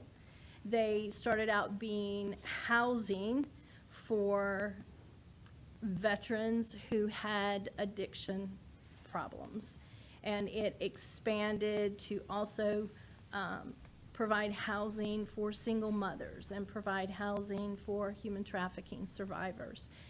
There are now over 140 Dream Centers throughout the nation. So there are some international ones as well.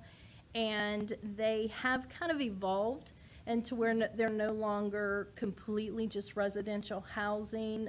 We actually are the very first Dream Center that we are aware of that houses both government agencies, nonprofit agencies, and ministry agencies all under one roof. There was an initiative, as many of you may know, in 2008 where we were trying to have nonprofits under one roof here in Cabarrus County, and when the recession came, that kind of went on the back burner. And so I was invited through CCM to be part of a steering committee that was discussing this very issue, the best way to help clients come out of poverty into prosperity, and this one under one roof concept. And so the one element of that was missing was space to be able to do that. And it just so happened that we had the space. And so we offered that space to DHS. CHA was already in that space. We offered the space to CCM, Present Age Ministries. We already had a food pantry in that space. And so we saw this as being an opportunity to provide a lot of needed services to our community in one location. We're also directly on the bus line, which makes it even more appealing to be in this location. And so we started having the conversations probably about 4 years ago with those in our community. And we have maybe not done the best job of getting the word out there, but we have gotten the word out there. And we started needing to do some fundraising in order to bring the space up to what our dream for it would be. And with the help of Mr. Stafford here, and then we raised, well, a significant amount of money to get us in there. And so we were able to bring CCM in. We had a grand opening in April, and Cooperative Christian Ministries is already in there with some of their resource services. Cabarrus Health Alliance has expanded and brought in WIC. The Department of Human Services has brought in some of their services as well. Get pregnancy. Gate Pregnancy was already there, and they have expanded. They've gone from a 1,500 square foot space to a 3,000 square foot space, and they'll be opening up this month. I think they'll be having their grand opening. And we also, during the process that was not part of our original financial plan, was the addition of space for behavioral health services and adult and teen challenge, which will be an intake space for men and women in need of recovery from addiction. And they will be able to come through there, and if it's not something that adult and teen challenge can place them in immediately, they will find the services for them to be placed. I will tell you that Multiply Church is very, very committed to addiction recovery, because we are affiliated strongly with them. And we have, prior to COVID, had made arrangements with the Sheriff's Department to even fund some of those coming out of the jail who were interested in going into recovery. And we are still committed to that.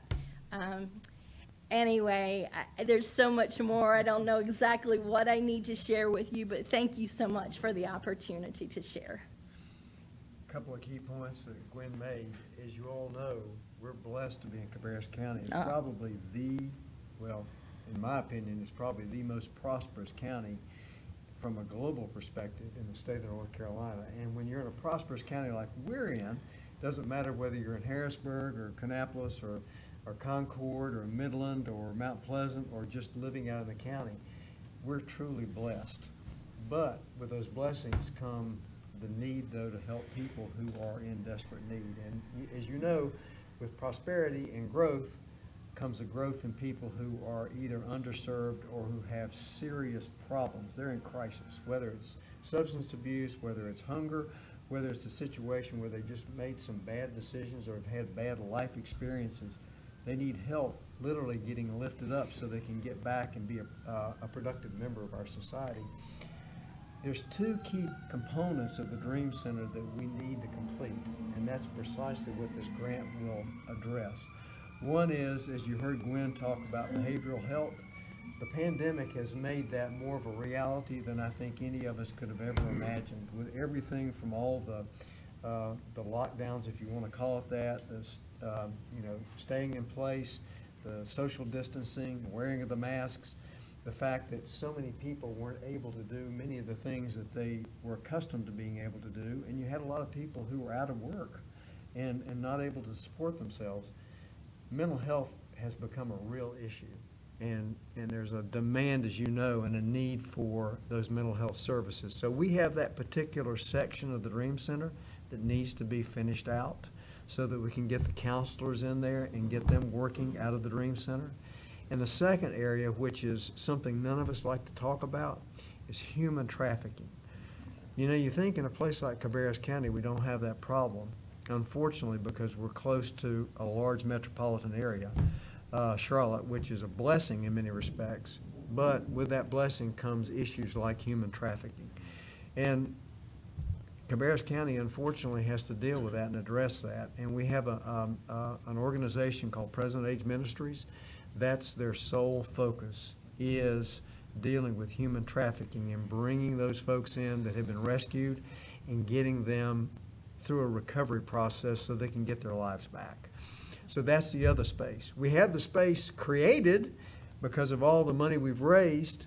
Multiply Church put a lot of money in, but also we had individuals and companies contributing money, and we've actually created the space. It's on the second level above where Cooperative Christian Ministries, their facility currently is, but we need to finish that out.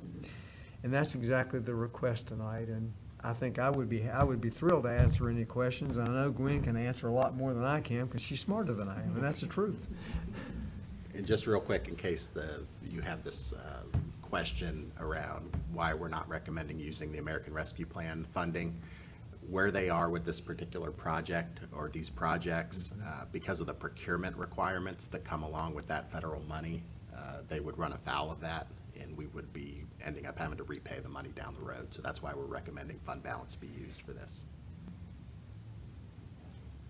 I wanted to say, Doug, you know, you and Gwen, I came out there, it's been quite a while, seemed like, you know, and toured, I don't know who else has toured the Dream Center, but I was very impressed with what you got going on out there, the different services to help people. And you can't help but think about a certain scripture we talk about, to whom much is given, much is required. And in Cabarrus County, you know, I know that things aren't just given to us, we have to earn it. But I think there's a lot required of us. And so this is a good thing for Cabarrus County. It's a good thing for the residents that are challenged for whatever reason. And like you said, the teen trafficking is a big issue. Teen pregnancy, all the different things that you guys are hitting on at the Dream Center. And I remember that space, you showed me that space that you've got the stairwell going up there, and you've got the ceiling finished, but don't have the other part. And so this is a good thing. I'm glad to see you get it worked out where that we can do this. Thank you. Hey, other questions or comments? I think if you ask Karen Calhoun, she is very excited out there. In fact, if they free up some more space, we want to be first in line. And because it is doing such good things out there. Yeah. And as we look, especially as we look to vacate where we are and start moving our human services departments to new locations, we definitely want a larger footprint at the Dream Center. I serve on the board, DHS board with Karen Calhoun, and yes, I would echo that she would be thrilled to see that, and have also toured the facility, and I think this is one of those jewels in our crown that many counties would be jealous of, that we have the opportunity to make that difference here. So thank you guys for what you do, and I would be excited to have the opportunity to see it come to fruition. Wanted to say just one more quick thing. We talk about it, we didn't say where it's at, though. So we need to let the viewing audience know where the Dream Center is. And Doug, you want to expound on that, or Gwen, you know, you guys are there, you know. So the Cabarrus Dream Center is located in the village. It's not a shopping center. Well, it is a shopping center a little bit, but it's located in the village, which is on Highway 29, and Cabarrus Avenue runs right into that. So it's where many of you may remember the old Walmart was, and was it Peoples that was there, and Winn-Dixie? But the Dream Center itself is where Winn-Dixie used to be. And it was just a space that when Multiply Church purchased the village, it was a space that was originally designated for community service and just kind of sat empty for quite some time, except Cabarrus Health Alliance was in there with their dental services. And otherwise, we eventually, about 7 years ago, moved our food pantry there. And it does look like a shopping center, a grocery store. And but it sat empty. And so when our new senior pastor was voted in 6 years ago now, Pastor Doug Witherup, he came to me and asked me if we could revisit the dream of the Dream Center being in that space. And so that's what we started doing, and we're at this point. Am I allowed to deviate away from that conversation just a moment? I don't know the protocol here. But Absolutely, feel free. But I wanted to say thank you to Mr. Downs. He was the very first person who came to the Dream Center before it looked like anything. And I just shared my vision, and he grabbed hold of it. And I want to thank you for that. And the rest of you, I don't know how much encouragement you get, but I sit here and watch you and just am so grateful for each one of you. I wouldn't want to sit in your chair. I would not. But I have said it so many times, and I just want to say it to your faces. Thank you so much for serving our community in such an excellent way. No matter what decision you make on this, I don't want that to be, but I mean, you serve us so excellently, and I just have to tell you, thank you.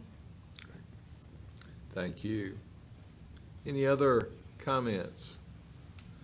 I'll just wrap up by saying that the Dream Center truly is a dream, and the amount of collaboration that occurs there, I think, is a model for communities everywhere. You're talking about faith-based, government, private industry, and on and on. And so the request that you're making tonight is no small amount of money, but if you look at the impact that it makes, and if you look at what the potential cost to taxpayers is to try to duplicate those services, it's a good deal. It's a very good deal.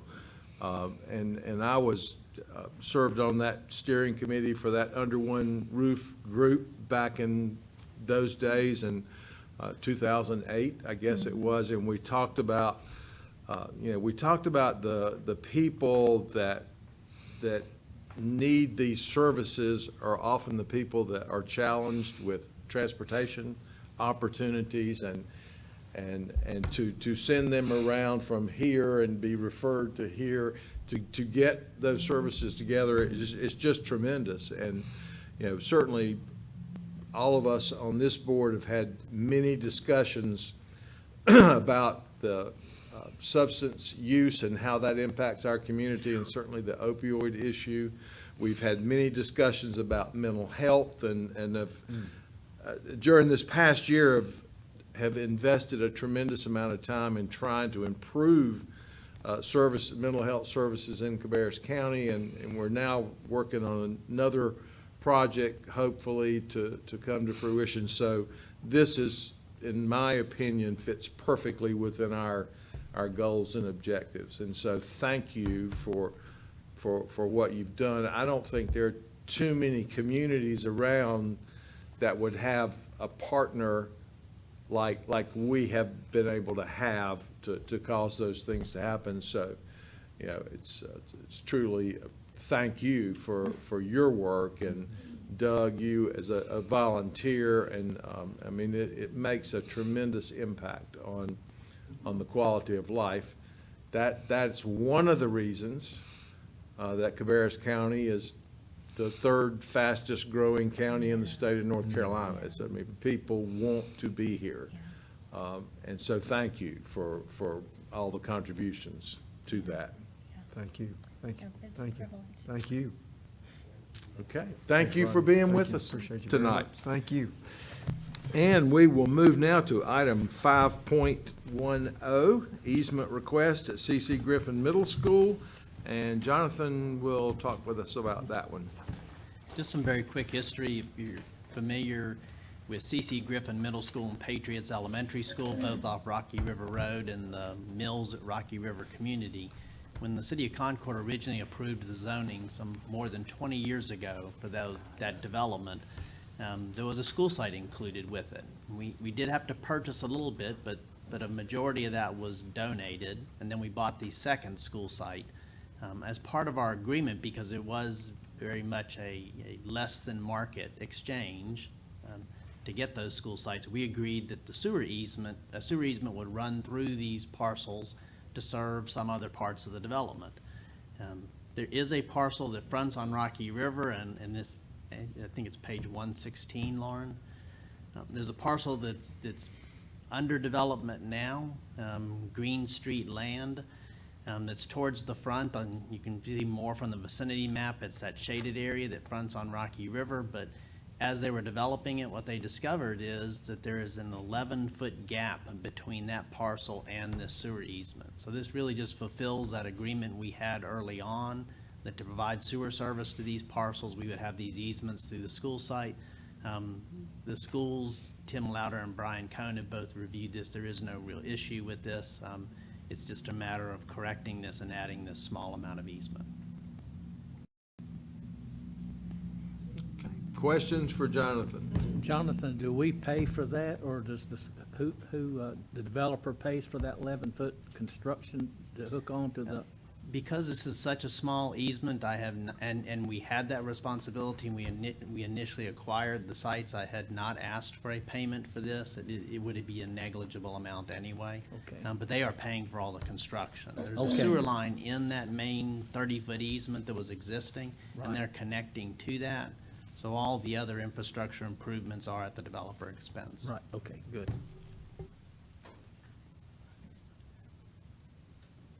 Okay, any other questions? Thank you. And we will move to item 5.11, appropriation of American Rescue Plan funding to Families First Incorporated, and Rodney Harris.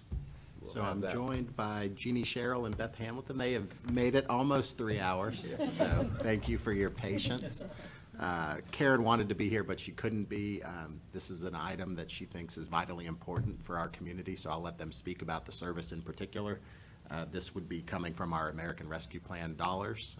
It is replacing revenue that they lost from the state of North Carolina when they didn't get that grant renewed for this year. So I'll go ahead and let you all speak to the program itself real quick. Well, Jeannie's our director. I'm the program manager for the, it's called the Visitation Station.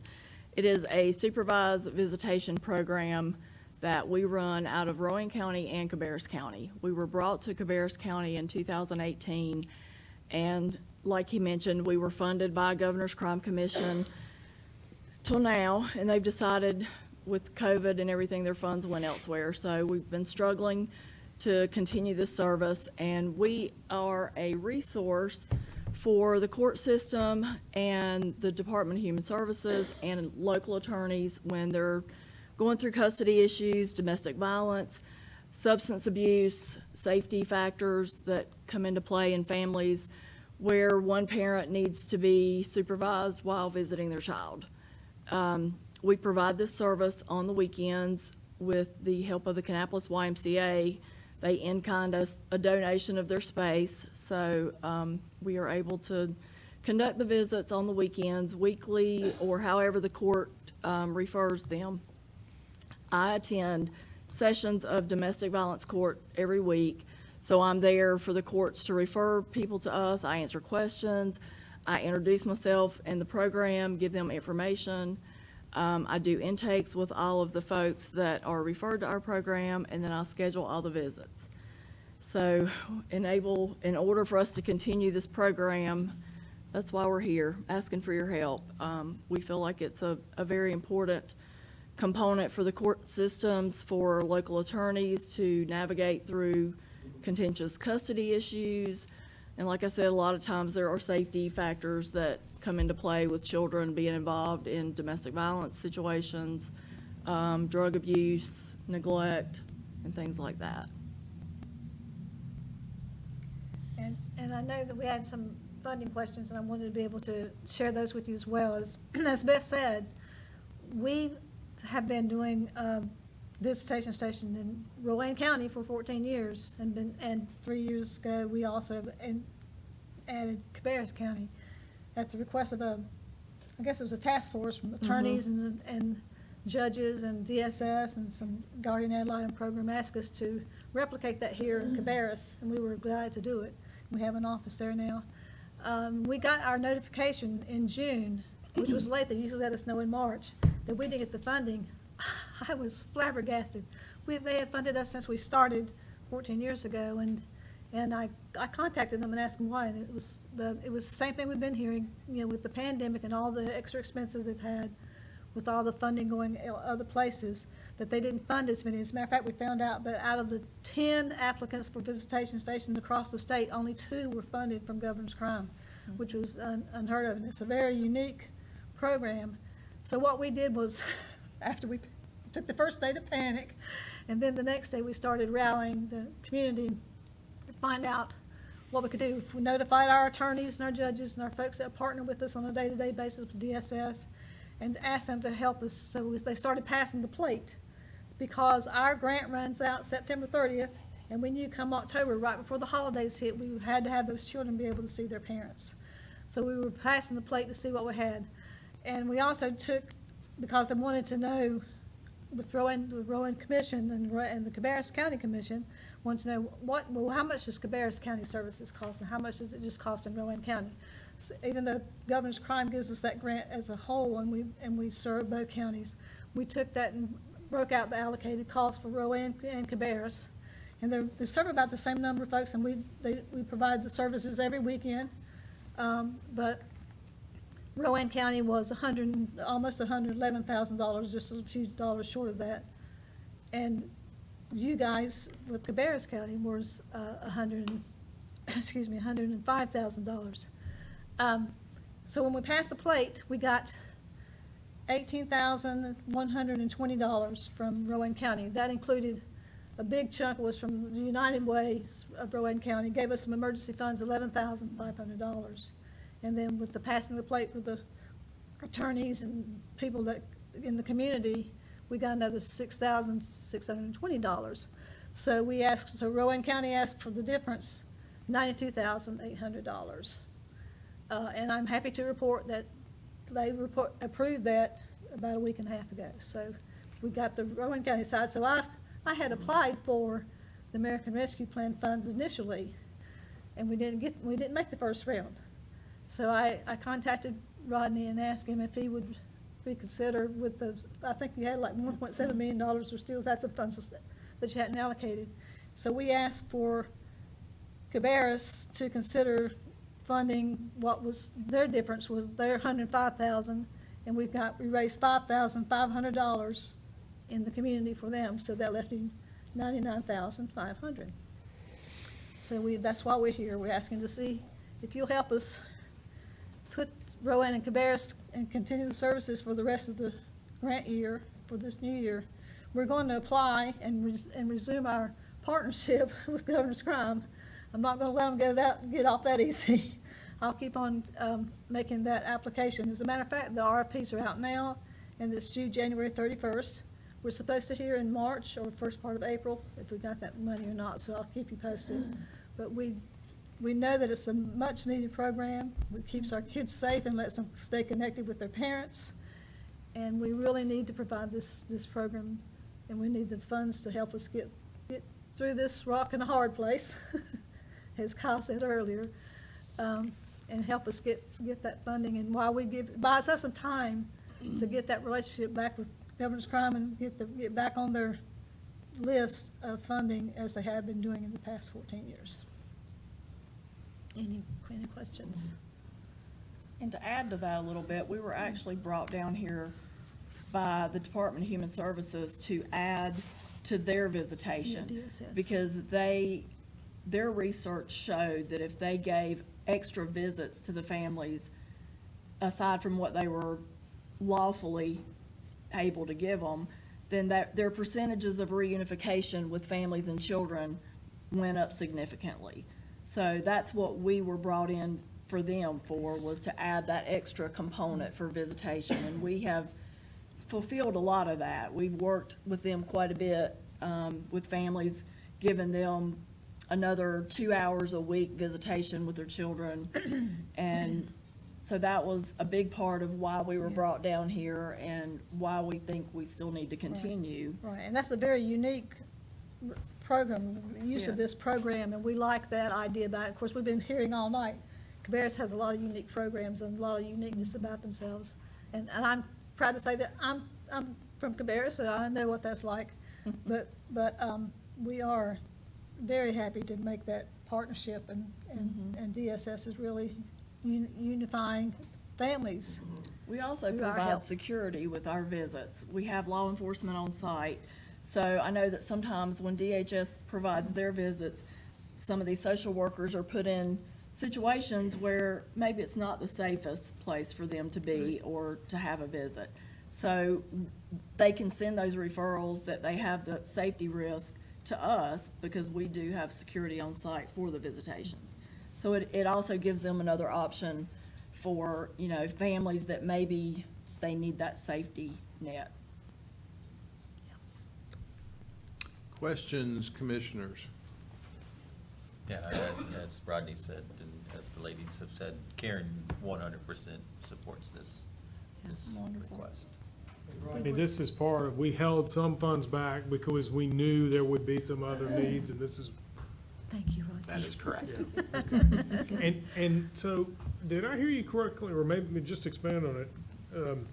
You guys, you go and sit through some of the, or all of the court hearings for? I go to domestic violence session of court each week in 2 counties, Rowan and Cabarrus. So the judges down here actually introduce us while we're in the courtroom to people before the hearings are actually started, so that they know that they have this option if they want to have their hearing and go up there and ask for this service. So, and it's also sometimes a way that maybe we can work something out without a hearing, kind of helps negate things a little more. So those are, I'm there to answer questions, to provide information, and have that availability for them. Wow, I mean, that to me sounds like those are tough days. It is. Well, quite frankly, you have a front row seat to some not so good human behavior. And so if And that's why we it's can such a provide, shock to not have funding. right, well, that's what I was gonna say. If we can provide just a little bit of light for you, I mean, that seems like a very appropriate way for us to use those funds that we have been given the charge to administer. We And I- appreciate it. And I echo that. As a guardian ad litem, I have Wonderful. been, You know. I've been to visitations, you know, and I've watched and seen the impact it has on families and, Absolutely. you know, the long-term impact on the family, getting back together. I think it's a huge, huge, wonderful service you guys provide on top of what DHSS already does, and it's much needed here in Cabarrus County, and I appreciate everything you do. Thank you. So both of you. Just a little bit irritated that they would withhold your funding at a time when we're talking about increased stress, increased Mental mental health. health issues, We were et cetera. shocked. Yeah, so They got bombarded with lots of attorneys sending I them have not emails. gotten specific numbers for Cabarrus County, but in Rowan County, the number of calls for domestic violence have risen 48% from 2020 to 2021. wow. So I don't know specifics for Cabarrus, but I'm sure it's very close in the same amount of change. Right. It's very sad to me to think that we could not provide this service in the middle of a pandemic and going out of a pandemic when people are just really struggling. Mental health is, you know, it's bad. Child abuse. Child abuse and neglect. Drug numbers have risen. It's just been sad. Well, I certainly think this is an appropriate use. This truly is American Rescue, and I'm sure I'm not the only person that would say that was a poor decision. Hopefully, they've heard from a lot of folks. Well, I do have letters here. I have one from Judge Wilhelm and several attorneys, if anybody needs to see some Right. support letters. We've been bombarded with the support of the community Great- down here. great We just support. needed the funds. Right, well, hopefully, we can help you with that. Commissioner Shute? I just wanted to say that, you know, I'm glad that we're able to do this for you, glad the money's laying there. We hadn't gotta do like some counties to dig and scratch to try to find money for things like this. And another positive point for me is being a good neighbor to Rowan County. You know, for Cabarrus County, you know, we're known as being good neighbors anyway, you know, and so I want us to continue to collaborate on issues where that we're both affected. And I think it helps each other and it complements each county to be able to work together. So I like that part too. Very good. Anything else? Okay, thank you very much, and we appreciate your patience and longevity during our meeting. Absolutely. Appreciate you all. Okay, we move now to item 5.12, appropriation of low-income household water assistance program funding. And we're happy to have Laura Light with us to talk about that item. Good evening, Commissioners. So tonight I'm bringing forward a budget amendment for a new and temporary program called the Low Income Household Water Assistance Program, also known as LIWAP, another acronym. This is a federally funded program. It is a new program that's going to provide emergency assistance to low-income households. That's going to prevent disconnection or provide assistance with reconnection for drinking water and wastewater services. So the North Carolina Department of Health and Human Services, along with the Division of Social Services, has graciously required the Department of Human Services or Social Services to administer this program. So that's why I'm here tonight. So LIWAP assistance will be made available to households based on a priority group system to lessen the hardship on those households that have already lost water services or are in jeopardy of losing their water services.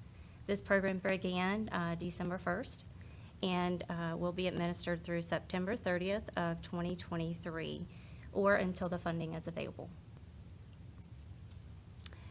Cabarrus County's allocation is $226,472 in program funding, direct services, and administration funding in the amount of $45,255.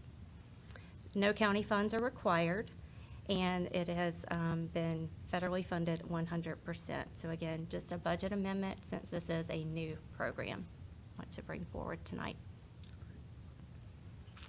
Any questions on this item? No questions, but I'm glad it's fully funded, federal. Yeah, some going out, some coming in. I'll be glad to offset that going out. It's nice Right. to, see that type, so. Yes, absolutely. Well, thank you very much. Thank you for your time. Okay, item 5.13 from the EDC, Spark Grant funding for the Cabarrus Center for Innovation and Entrepreneurship. We are delighted to have Paige Castrodale with us to talk about that item. I'm the last man standing, or one of the last. Yeah. It's good to see you all this evening. I am here tonight on behalf of the partners at the Cabarrus Center for Innovation and Entrepreneurship. Wanted to talk with you all about two programs that we have launched over the last 12 months, all focused on stimulating that organic economic development, which all the partners are committed to doing through the Cabarrus Center, and requesting funding to allow us to continue those programs. So the first one is the Spark Grant program, which is focused on startups that have scalable commercial ideas and can over time make an impact on the county's tax and employment base. We launched that program in spring of 2020. The companies, or excuse me, it would have been spring of 2021, there's a typo there. The companies, we had 21 total applicants in that first round. The companies went through curriculum that was all aimed at moving those ideas to a repeatable revenue model. So taking them from that early stage, or that early idea stage into something that would actually make money. 8 of those finalists pitched to the Cabarrus Entrepreneurship Council. Some of you were there that night. 4 companies were awarded $5,000 grants. And then all of those applicants continue to be supported by the Cabarrus Center through online coursework, office hours, and then access to the mentorship program, which you all graciously funded earlier this year in partnership with MIT. So that's the Spark program. The second program we launched more recently, again, it says fall of 2020. Is anyone else losing their mind over what year it actually is? It was actually fall of 2021. This program is focused on new and existing retail goods and services, looked at food and beverage, entertainment businesses. Some of these were scalable through franchising or licensing or e-commerce. Most of them would be Main Street businesses. We are seeing a lot of revitalization in county and all of its communities, and felt like there was a need to do more to support the development of Main Street businesses, and so that's what the retail lab was. 32 folks applied for that. 16 were accepted into the boot camp, which was a 6-week program that was run in partnership with the Small Business Center. Again, 8 of those companies pitched to the Cabarrus Entrepreneurship Council, and then we had 5 grants that were awarded. So there's a space within the Cabarrus Center that actually faces Union Street that we're going to activate as a storefront. And so 6 of the companies that participated in that will have the opportunity to set up shop, sort of a co-working retail space, so to speak, where they'll learn about operating a point of sale system and inventory and store displays and that sort of thing. And that'll be on a 6-month pop-up rotation. So what we've learned through launching these 2 programs, and again, this is a collaboration between the Cabarrus Economic Development, the Cabarrus Chamber, the Small Business Center, Flywheel Co-working, and the Flywheel Foundation, the Small Business, SBTDC. I mean, it's several partners are all working together over there. But what we've learned through these 2 programs is that our ability to provide grant funding and programs like this is really what stimulates that pipeline. The Spark grant was $5,000, which might not seem like a lot, but if you're getting started and you're trying to, you have an idea and you want to get out of that early idea stage, to be able to offset some of those startup costs is really beneficial. And so what we're asking for is $75,000, which would give us the ability to continue these programs over 3 years, and it would support the administrative and operational costs as well as the curriculum associated with both of those programs. We are talking with the City of Concord and Kannapolis about their participation as well, and then there would be matching funds to be secured from private donors and corporate sponsors, foundations, that sort of thing, to actually support the grants themselves.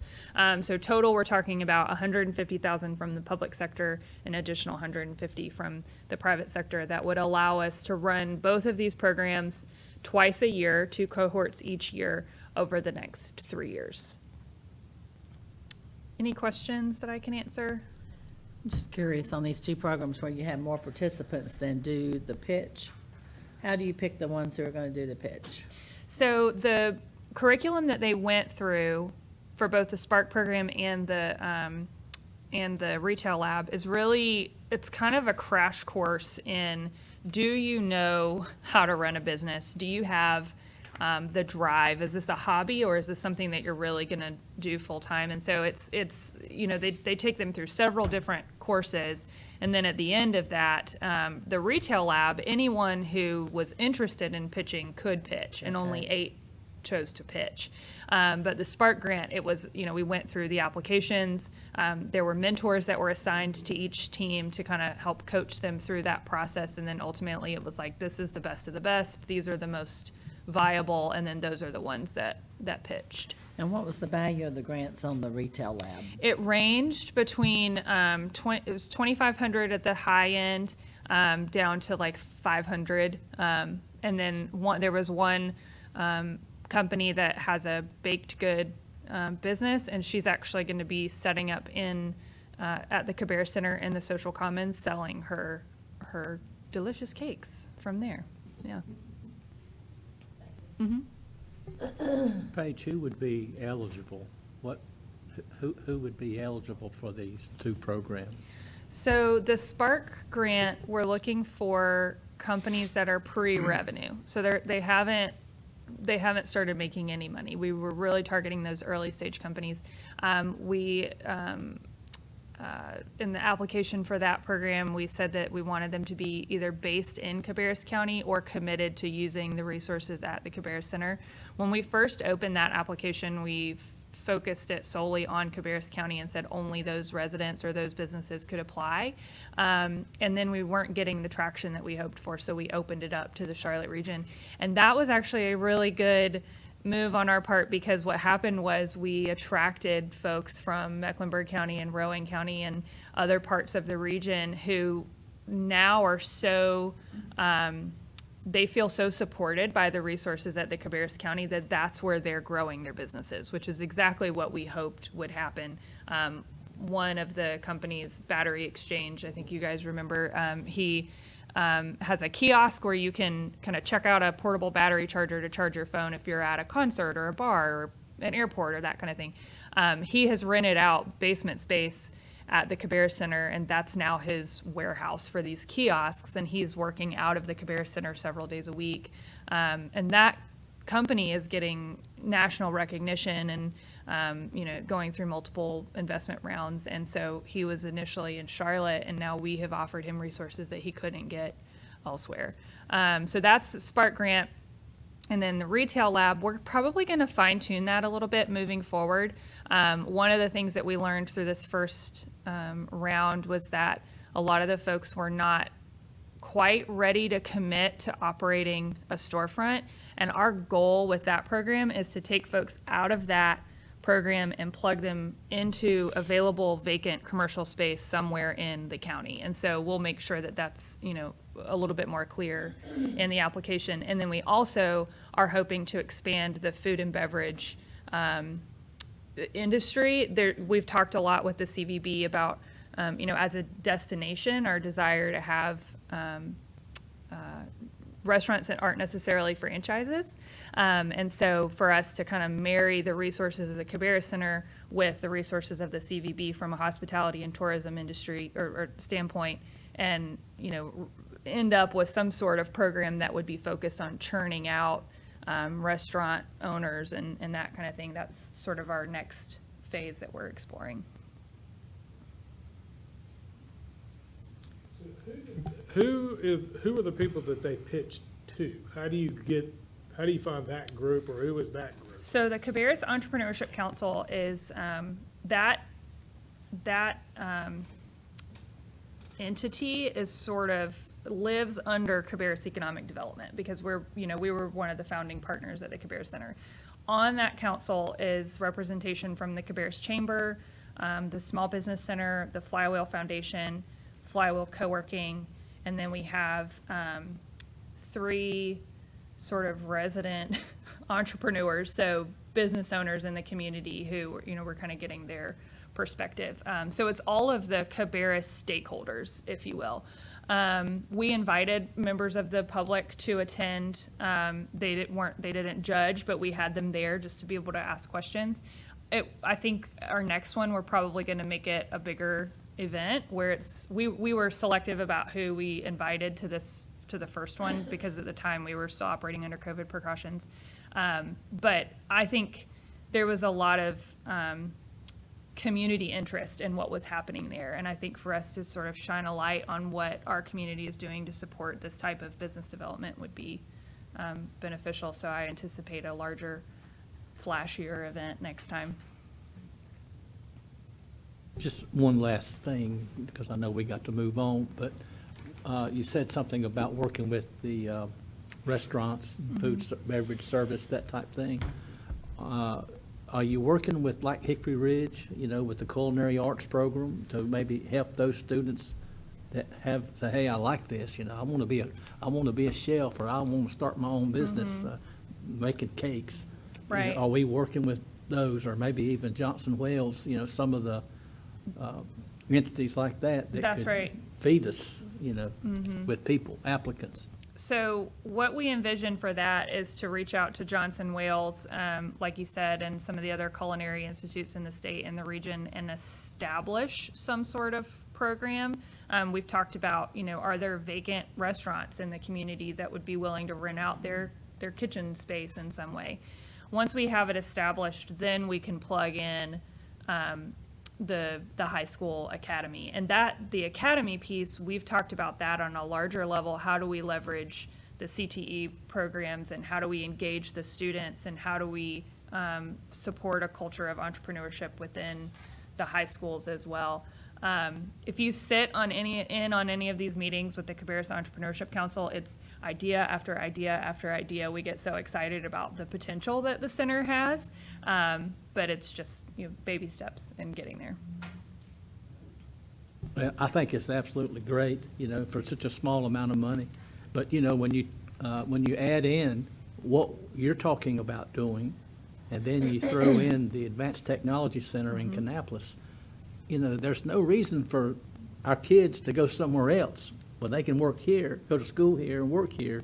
And I think that would be most parents' dream, is to keep your kids close to home instead of traveling 50, 75, 80 miles. And of course, you know yours is coming up like a little ladder there, you know. Yeah, that's my If you goal, could is to keep 'em- get at least one of them to stick around here. Yeah, that's right. Keep them close, you know, but you got to give them something to do, though. So with these things we're talking about, Steve, that will help.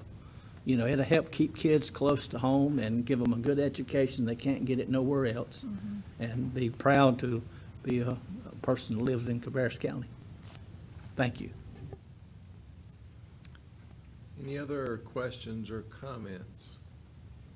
I think this is an excellent program. I did attend that Spark Grant presentation, and it was quite interesting to hear the proposals that were made. I have also had some involvement with the mentoring network, and I think that this is something that we have talked about for many, many years.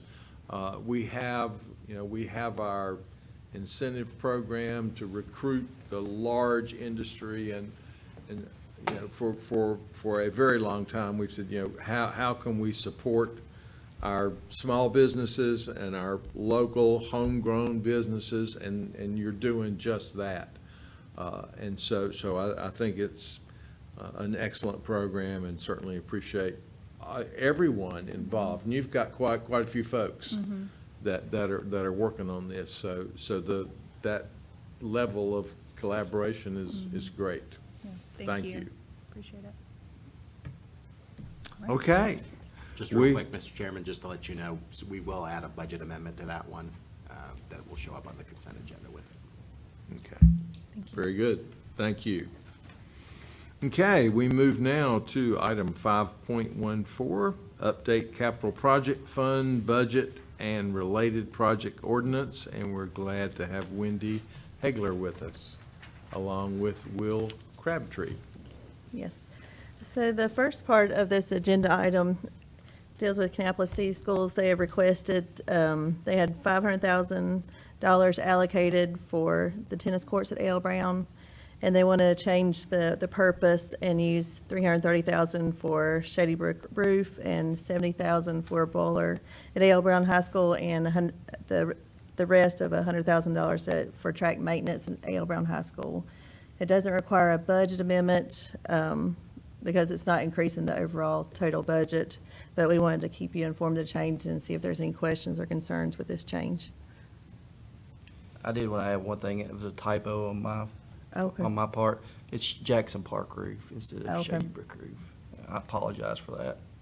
I don't have a question, but I feel like we should have one since you've been here as long as you have, to make your time worthwhile. That's quite all right. Here's a question, and here's why I wanted him to come, so he could talk to you guys, is that the board approved in your budget $500,000 for the maintenance of the tennis courts, which at the time was a very important project. Now you're taking that money and moving it to other projects. What happens to the tennis courts, and why aren't you spending it as proposed? Right. We have had a terrible time finding a replacement site for the tennis courts right now. We've looked at sites near A.L. Brown. We've looked over at G.W. Carver Elementary School to try to find a site. Everything has come back not suitable ground to put the tennis court on. We've also engaged in some preliminary talks with the city of Kannapolis to try to partnership with them to be able to put it somewhere. We haven't been able to as of yet. So the likelihood of us finding a spot this fiscal year was going to be probably none. Jackson Park roof was on the CIP list. We thought we could get a few more years out of it, but we've had a wing at the school where Cabarrus County Maintenance has told us that they cannot fix any longer, and when it would rain, we would literally have rain pouring into a classroom. So it had to be fixed. The boiler at A.L. Brown, this boiler serves the cyber campus area and the media center at A.L. Brown. It's different from the boiler we replaced last year at A.L. Brown. But it's gone, cannot be repaired. So we had to replace that boiler. The track, we're still on target to do that this year, but it's gonna be a little more expensive than we thought. So all that taken into account, instead of coming in and asking you for 330,000 more and 70,000 more on top of the tennis courts, we thought it would be fiscally responsible just to ask to move that budget since we were going to be able to use it this year.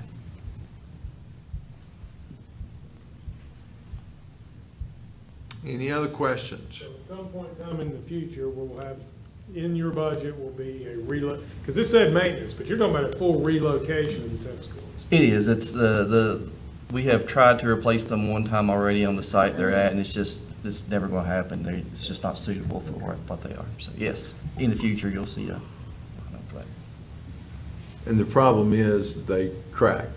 They crack Shift. and shift, and we thought we had cleaned out all the bad soil last time, and everything was working good, and then same old problems. So after 2 times, we've decided to move on, not try that site anymore. Right. Okay, and then you had another part of that. Yes, so, yeah, thank you. Thank y'all. There's a $1.7 billion budget amendment to increase the EMS headquarters budget due to increased construction cost, and I'll direct any questions to that to Kyle. And then also includes $200,000 or $210,000 for deferred maintenance for the Milestone building.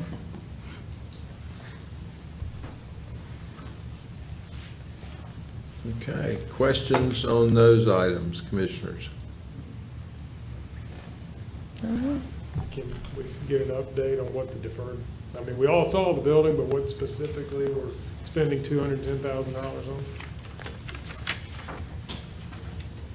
He's on his way. Yes, thank you. You want to go stand over here?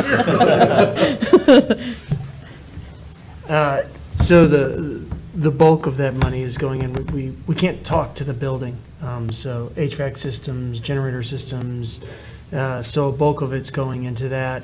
We were able to get the fire alarm system where we could work on it. The security is still an issue, but the biggest one that came right off the bat was air conditioning. I couldn't change any thermostat at all, so we had to get it onto our platform to be able to control it. And we're also in the back, we're doing about $50,000 worth of tree removal from the BMP in the back, stormwater. Yeah, and that's coming one way or the other. That was, And we knew that, I mean, we Yep. talked about that before, I just didn't know Yep. exactly what. it's a bunch of things in there, and ITS is gonna eventually, we're working with them to try to coordinate on how to get card readers and cameras. We've got it limping along so we can give tours, but eventually the building of that size will need to be connected to what I will call our ITS and infrastructure, network, so we can talk to it and control it from here versus up there. Okay, any other questions? All right, thank you. We will move now to item 5.15. Recommended approval of preferred alternates for Franklin Park barn replacement and emergency equipment warehouse.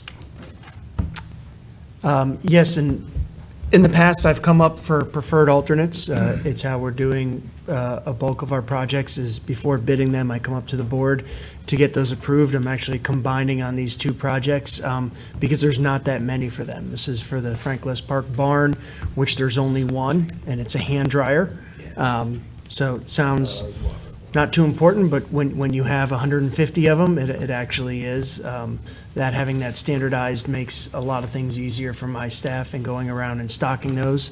The other one is for the emergency equipment warehouse and ITS building. There's a lot more on those, though there's same type of preferred alternates that you have seen for the courthouse and for the EMS headquarters. Again, for us, usually the general statute that asks you to come up with the reasons you're doing it. For us, it's standardization. So it's things like carpet tiles and ceiling tiles and hand dryers, nothing too more elaborate than that. Okay. But I can go up to the board if anybody wants me to and point those out. Any other questions on that item? All right. Thank you so much. Thank you. Okay, we move now to item 5.16 from the Sheriff's Office, acceptance of private funds for purchase of motorcycle, and Chief Bailey has waited patiently. Thank you, Board. Our motorcycle coordinator had a conversation with Miss Amy Thomas, who is the owner of Speedway Harley Davidson. Our motor unit currently has a lease through Harley Davidson for $1 a year as part of their law enforcement leasing program. At the end of the lease, the bike is up for sale. Ms. Thomas at Speedway Harley Davidson has asked to donate money to the county to purchase that motorcycle at the end of the lease. As she advises in the letter of intent, the lease expires December the 11th. So she's wanting to make this donation as quickly as possible to successfully buy that lease and turn it over to the county, for the county to own this bike outright at the end of the lease. So I'm asking the board tonight to suspend the rules and hopefully accept this money so that we can turn it around and pay it to Harley Davidson. Yep.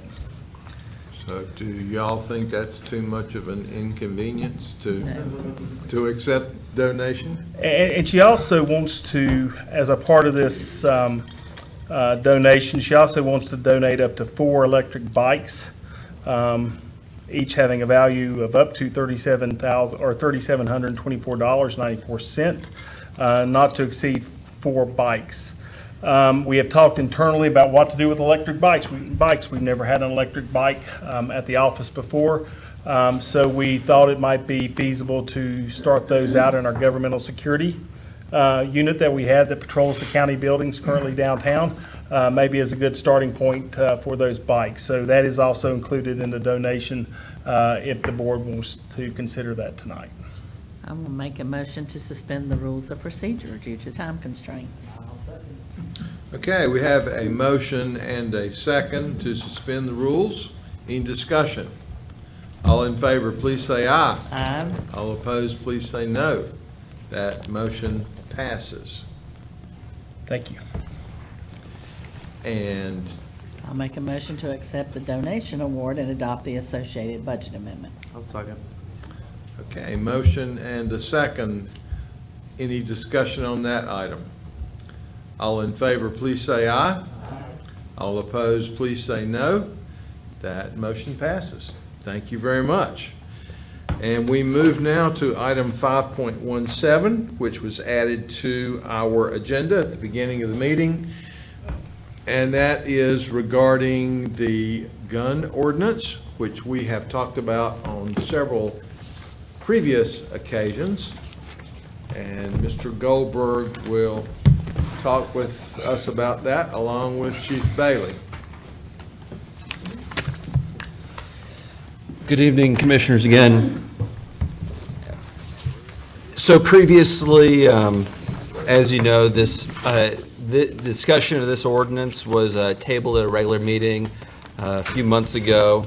Following that tabling, staff were kind of given the direction to propose some alternative approaches based on the feedback we heard from the board and from the members of the public that participated that evening.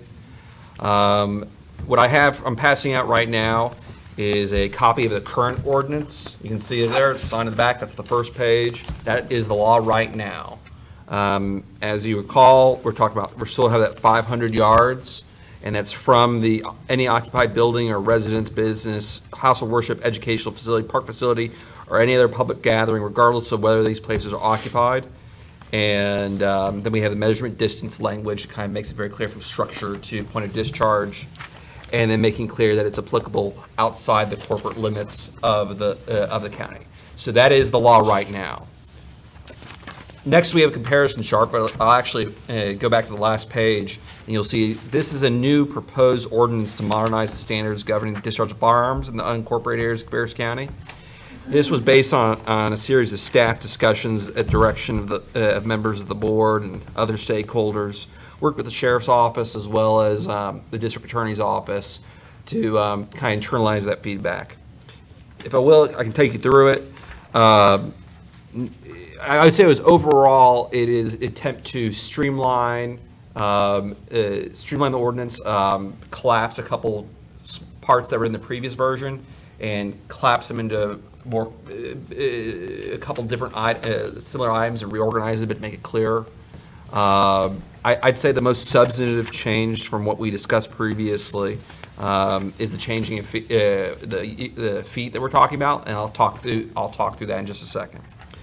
So starting on line 20 of the draft in subsection A, we see again the classic definition of covered structure, it being an occupied structure or residence, business, house of worship, educational facility, park facility, or any other public gathering facility, regardless of whether these structures are occupied.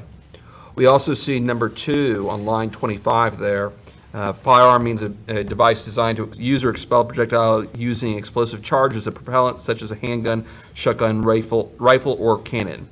So the first thing I'll highlight here is an air gun is not being included in that version, versus the current law does include air gun. The subsection B, starting on line 28, this has now been collapsed all the prohibited activities 1 through 6. So 1 is carelessly or heedlessly endanger any person or property. That's kind of more of a catch-all.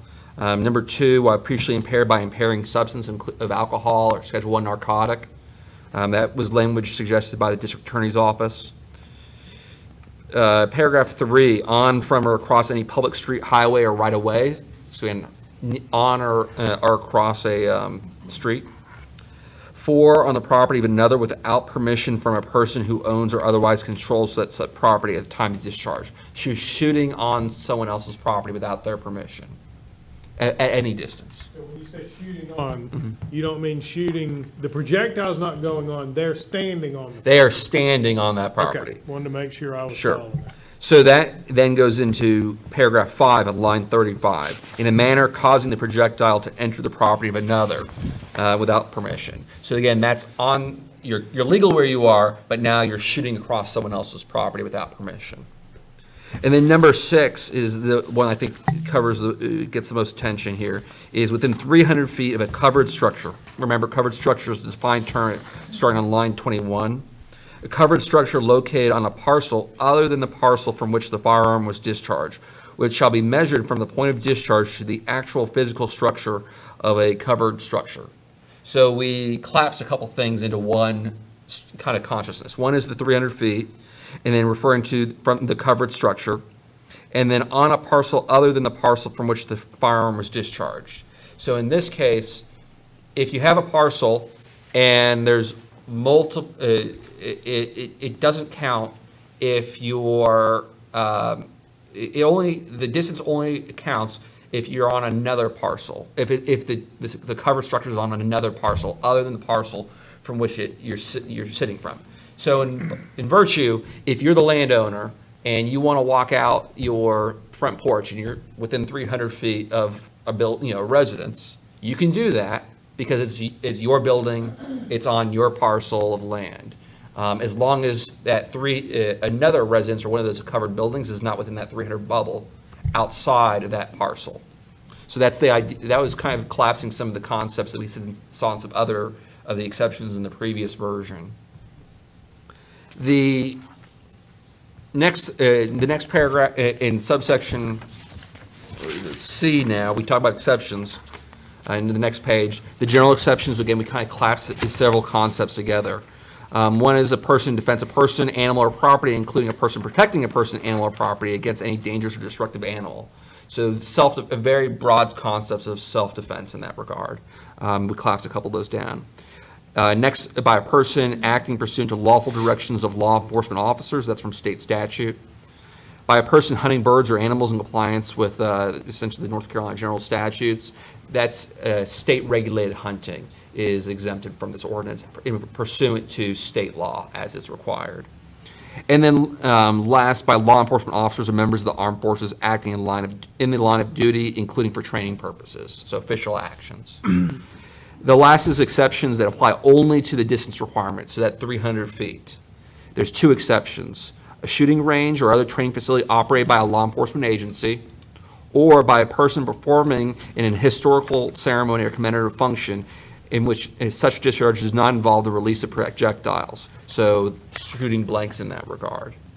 Subsection D, applicability, this is again, only the unincorporated areas of the county. And then 19, line 19E, we maintain the conflict of other laws, making very clear that we're not adjusting other ordinances or laws that aren't being discussed here. And then F is enforcement. That is compliant with the decriminalization statute there as well. So we are in line with that. The mid-page, the second page there, going back, is a comparison of the current law, on the leftmost column, the current ordinance. And then we have the proposed ordinance that was previously discussed and then tabled. And then the last revised proposed ordinance is what we are discussing here today. So that kind of describes how things have evolved over time. I'm happy to offer any questions, answer any questions, or Chief Bailey's here as well, or any of the commissioners, please.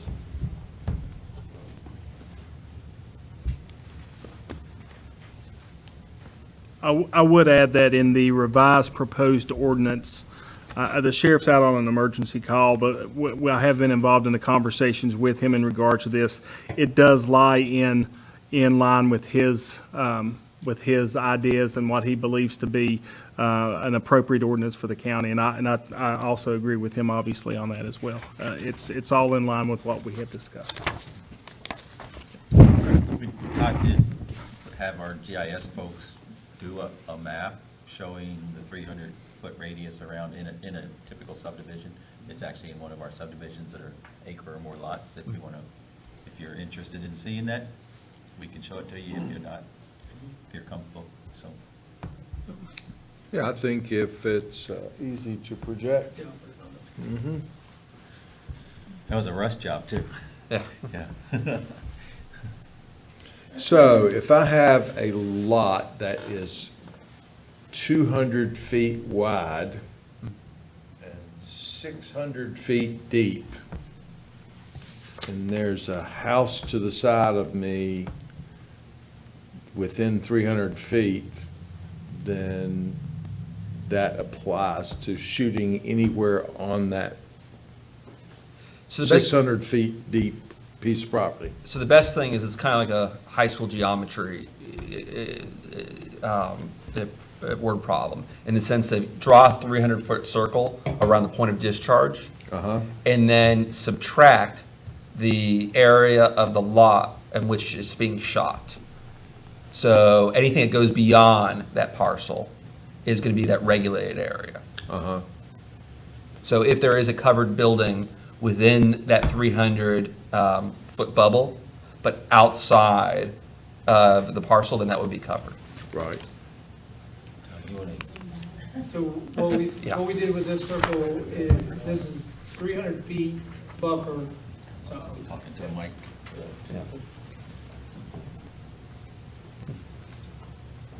Well, that just clears it all.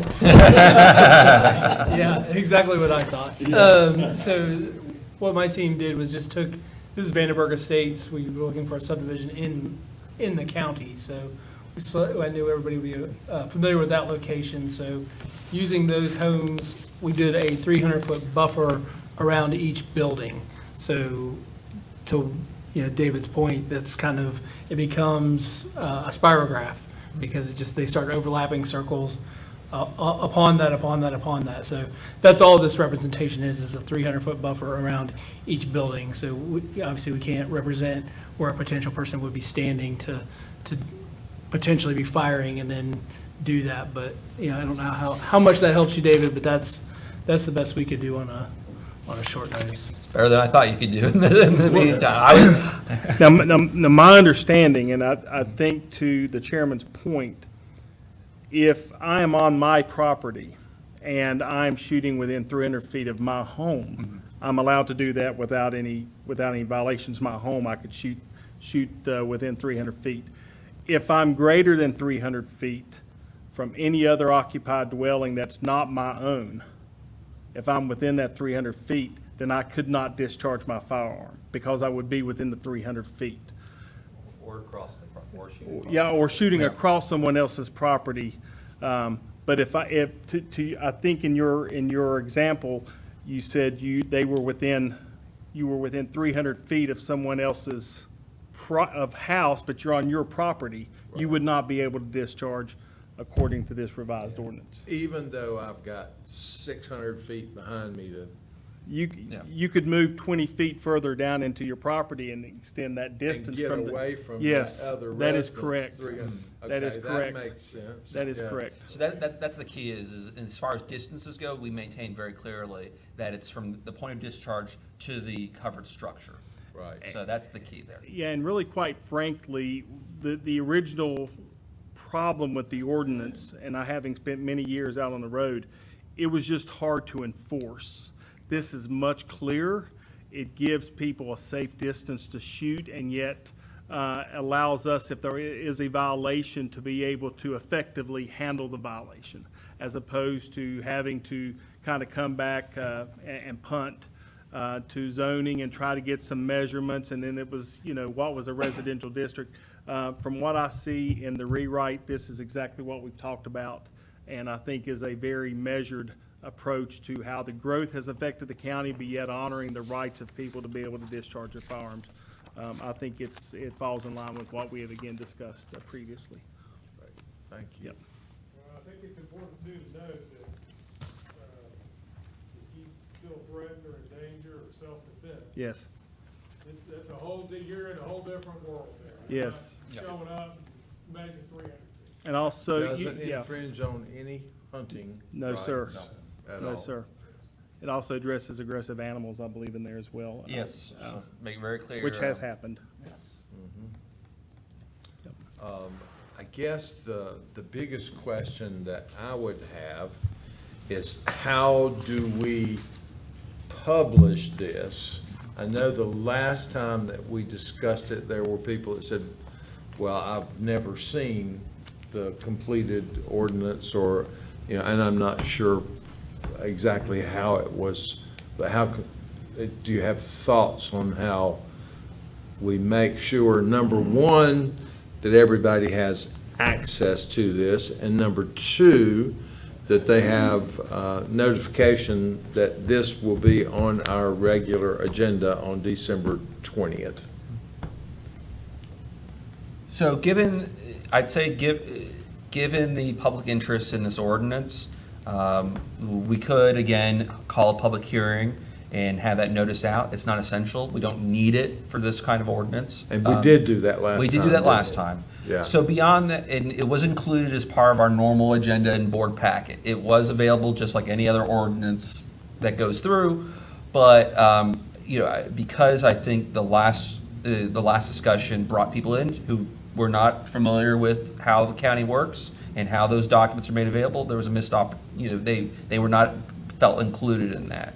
So we could talk with Kasha and others to talk about other messaging, whether send additional notices to the paper and news or social media outreach. Take a more, if it was appropriate, to take a more forward-leaning approach on noticing that this will be a topic of discussion if the Right. board so chooses. And I think that was one of the topics that we discussed, that part of this is education. So we need to educate them that, yes, this is on, this is what's going on. I know a lot of the 2A world does a lot of social media, a lot of the website stuff. They do follow along all of that really closely because there are certain firearms ordinances, not ordinances, but laws consistently changing within the federal and the state government. So those are some things, social media, they do follow quite a bit. I think the biggest thing is educating them that this is going to be on. It's going to be an important factor in, getting people, if they want to come in for public comment, great. If they don't, at least they were given the opportunity to view it and review it and make an educated decision if they're okay with it or not. And I think it's equally important to put not only the ordinance on there, but also this comparison. So that, I think that answers a lot of questions that we spent quite a bit of time on last time we talked about it. That which kudos to you for putting that together. Hard lessons learned. Yeah, yeah. And so we can publish that on the webpage along. Webpage, social media. Yeah. And the newspaper if we need to. Yeah, so that if somebody becomes aware of it and they want to read this, they can easily access it. Of course, you know, they can always call Lauren and she can direct them to the right place for sure. Questions or comments? Looks like Commissioner Shue's got his finger on the Well, button. since I brought us to this, I might as well talk a little bit about it. Well, Chief, on the, now you're talking about recommending the revised proposed ordinance to 300 feet? If you're looking at the, example that the chairman just referenced, that Yeah, on the far right? Yes, sir, Yeah. the far right, yes, sir. Okay, well, obviously, you know, that's a considerable difference from what it was with the old 1967 That is- version, going from 1,500 feet down to 300 feet. Yes. How much of a difference, if any, do you think it would be to increase that to the 500 feet, which was the proposed revision to start with? And the reason I say that is because an acre is 212 square feet. And if the house is in the middle of that, then you've got what?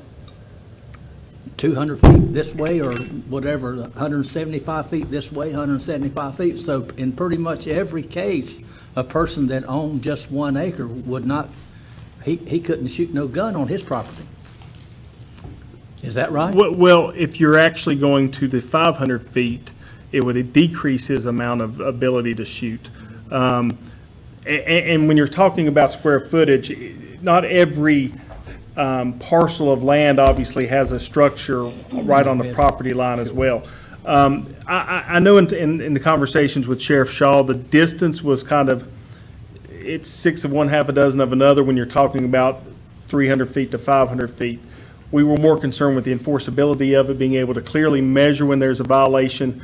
And again, having the conversations that I've had, the revised ordinance is satisfactory in our opinion. The 300 feet gives people ample room to shoot and yet protects people. I mean, obviously, you can't protect everyone from every event that ever happens in the world, but certainly I believe with the revisions that are listed, we honor both the safety and the ability for people to discharge their firearms accordingly. So if that answers your question, I hope it does. Yeah, it does, but it'll probably, of course, we didn't have a tremendous amount of complaints, I don't think, anyway. We did have complaints, and they were always, I think the sheriff put it to me like this, he said, well, we would go out to investigate, and we would have one upset party, but when we left, we had 2 upset parties.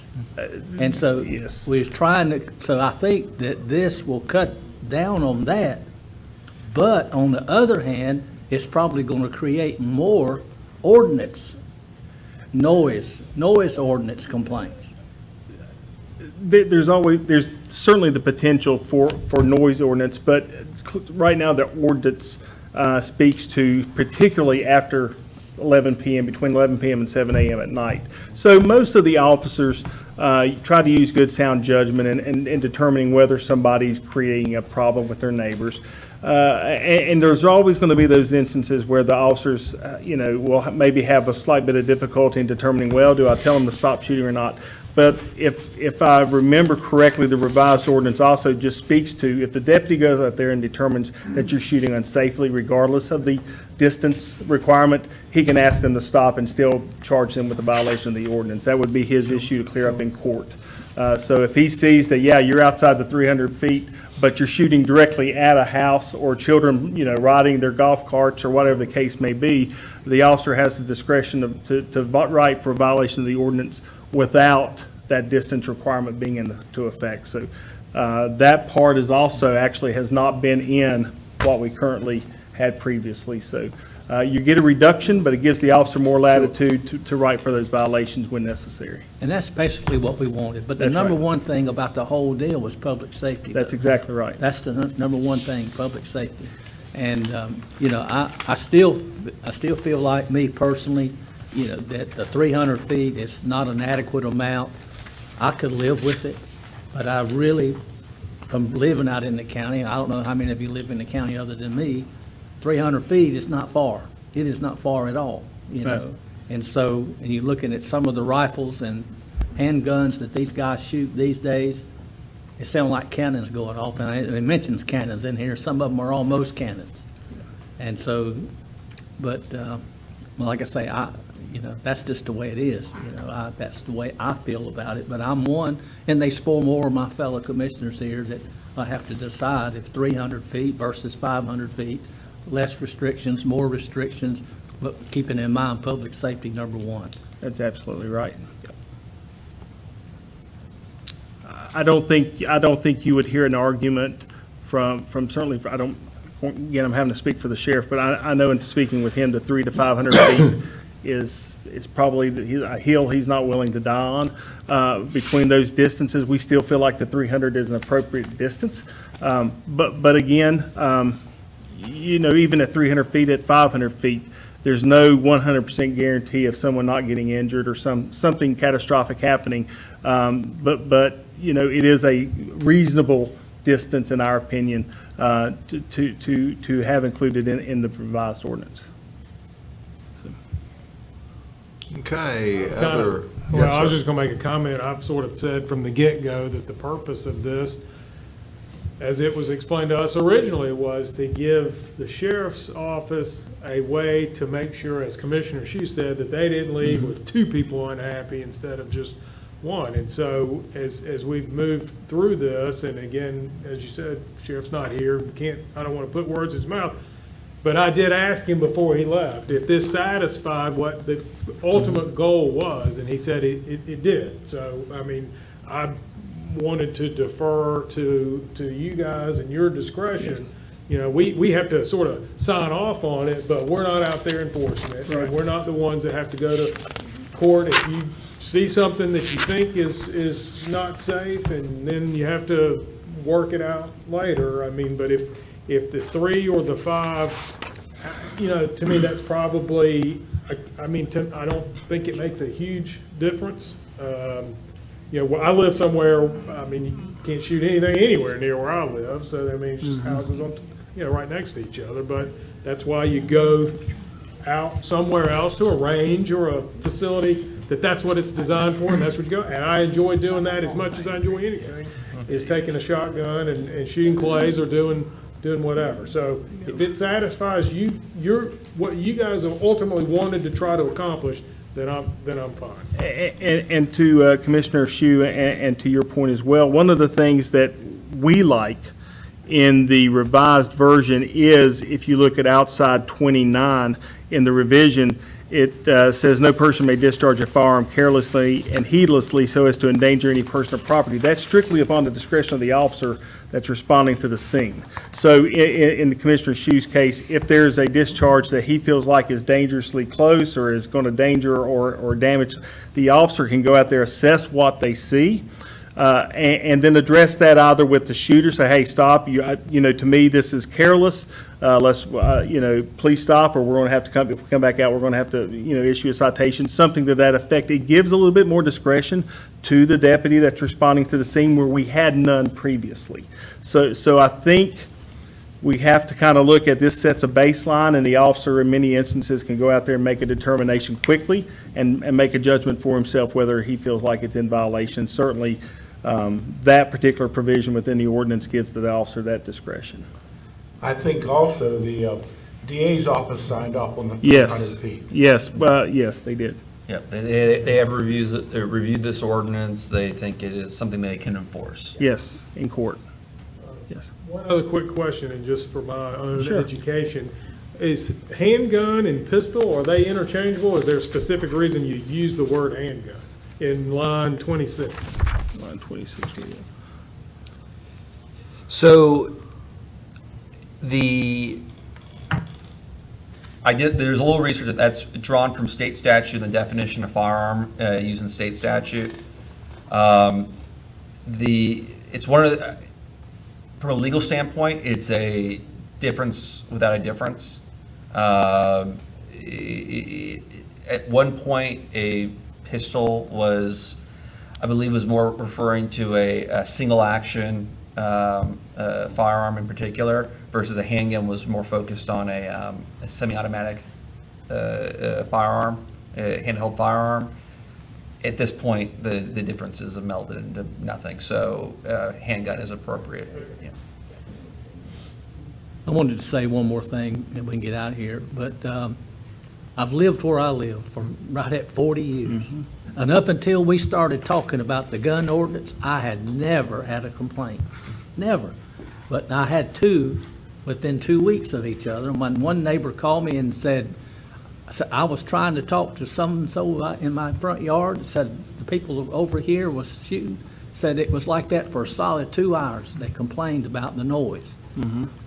But I think what we've done here, knowing when we went into this gun ordinance thing, that we was going to have the pros and the cons. We know that there was going to be opposition. There were going to be a lot that didn't like it, obviously, and some that did like it. So that's the way it is in politics. If you can make 50% of the people happy, you've done pretty good. So I don't know how we did on this, but I think it's 100% better than what it was. And I told the chairman, you know, I'm not really happy with the 300 feet, but I can live with it. Because if it makes your job and the public supposedly safer, and obviously the deputy's job is to enforce the law. And so we agree to it. They go out, they make that decision. And they could have the jurisdiction, and they would have everything they need to resolve the issue. And that'd be all there is to it. Yep. And so, but I can go along with it like it is, Mr. Chairman. Okay, any other questions or comments? Hopefully, either you and/or the sheriff will be able to be present at our meeting on the 20th. I believe the sheriff will be out of town. I will be there, so I will take the heat if Right. there's anybody And, there. I think that if at all possible, if the district attorney could be there to speak to their part, we can certainly make that request. I'm sure we can probably make some arrangements. We got Yeah. some people in high places we can get the. But I think that would be beneficial that they've been involved in the creation of the ordinance and the revisions of it.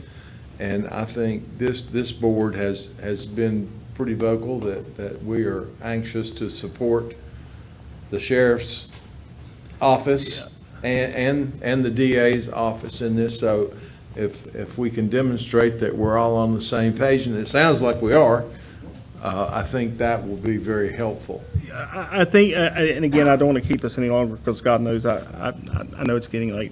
But I think the point to understand is that laws do not protect people in any way, quite frankly, in the sense that there are law violators out there. People are going to break the law regardless of what we put down. We could put down 1,000,000 feet. At the end of the day, we have to approach this ordinance like we do everything else in a reasonableness standard. And the fact of the matter is, we found it's reasonable to have this distance, and we feel like it's a good compromise with the ability to have a little bit of discretion, again, from the officers. And that's what we were looking for, is being able for us to personally look at a scene and tell you, hey, we think this is unsafe, stop it. You know, so that actually gives us a lot more flexibility to enforce safety issues when we go out on the scene with this current revision. Great, excellent. All right, thank you, Thank sir. you. Mr. Chairman, one thing, at the regular meeting, excuse me, are you gonna have another public hearing or just, Good question. And I think that's up to the wishes of the board. And so do you think for us to publicize this, put it on our regular agenda, of course, give people an opportunity to speak during public comment, will be sufficient? Or do you think we should go to the additional, well, I don't know, where do we have to advertise public hearings? Is it online, on the website? So there's really no additional expense or it boils down to about the same thing, but at least that's officially announced. Does anybody have a preference on that? Last time, we did advertise it as a public hearing. Right.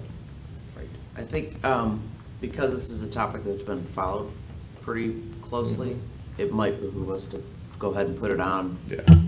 Put it on there. Yeah, I think that will be fine. Thank you for reminding on that. So that we will just, when we add that to our agenda, much like the other two items on new business, we will label this as a public hearing as well. Okay, and so I think that completes our agenda, which takes us to the approval of the regular meeting agenda.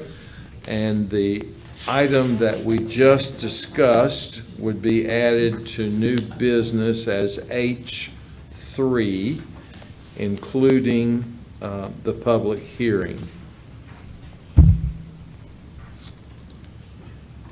So do I hear any other revisions to the agenda? H3, Yes, so if there are no other adjustments, I would entertain a motion to approve the regular meeting agenda with the addition of item H3, and which includes a public hearing for discussion of the proposed gun ordinance. Okay, we have a motion and a second. Any discussion? All right, hearing none, all in favor, please say aye. All opposed, no. That motion passes. We do have need of a closed session. So at this time, I would entertain a motion to go into closed session as authorized by North Carolina General Statute 143-318.11A1, 3, 4, and 6. We have a motion and a second. Any discussion? All in favor, please say aye. All opposed, no. We are now in closed session. We thank our viewing audience for joining us tonight. And we will, since we have stretched this meeting out so long, we now have the room pretty much cleared. So we'll have closed session in this space. We're going to take a break real quick, let communications come in, get their microphones. There's snacks in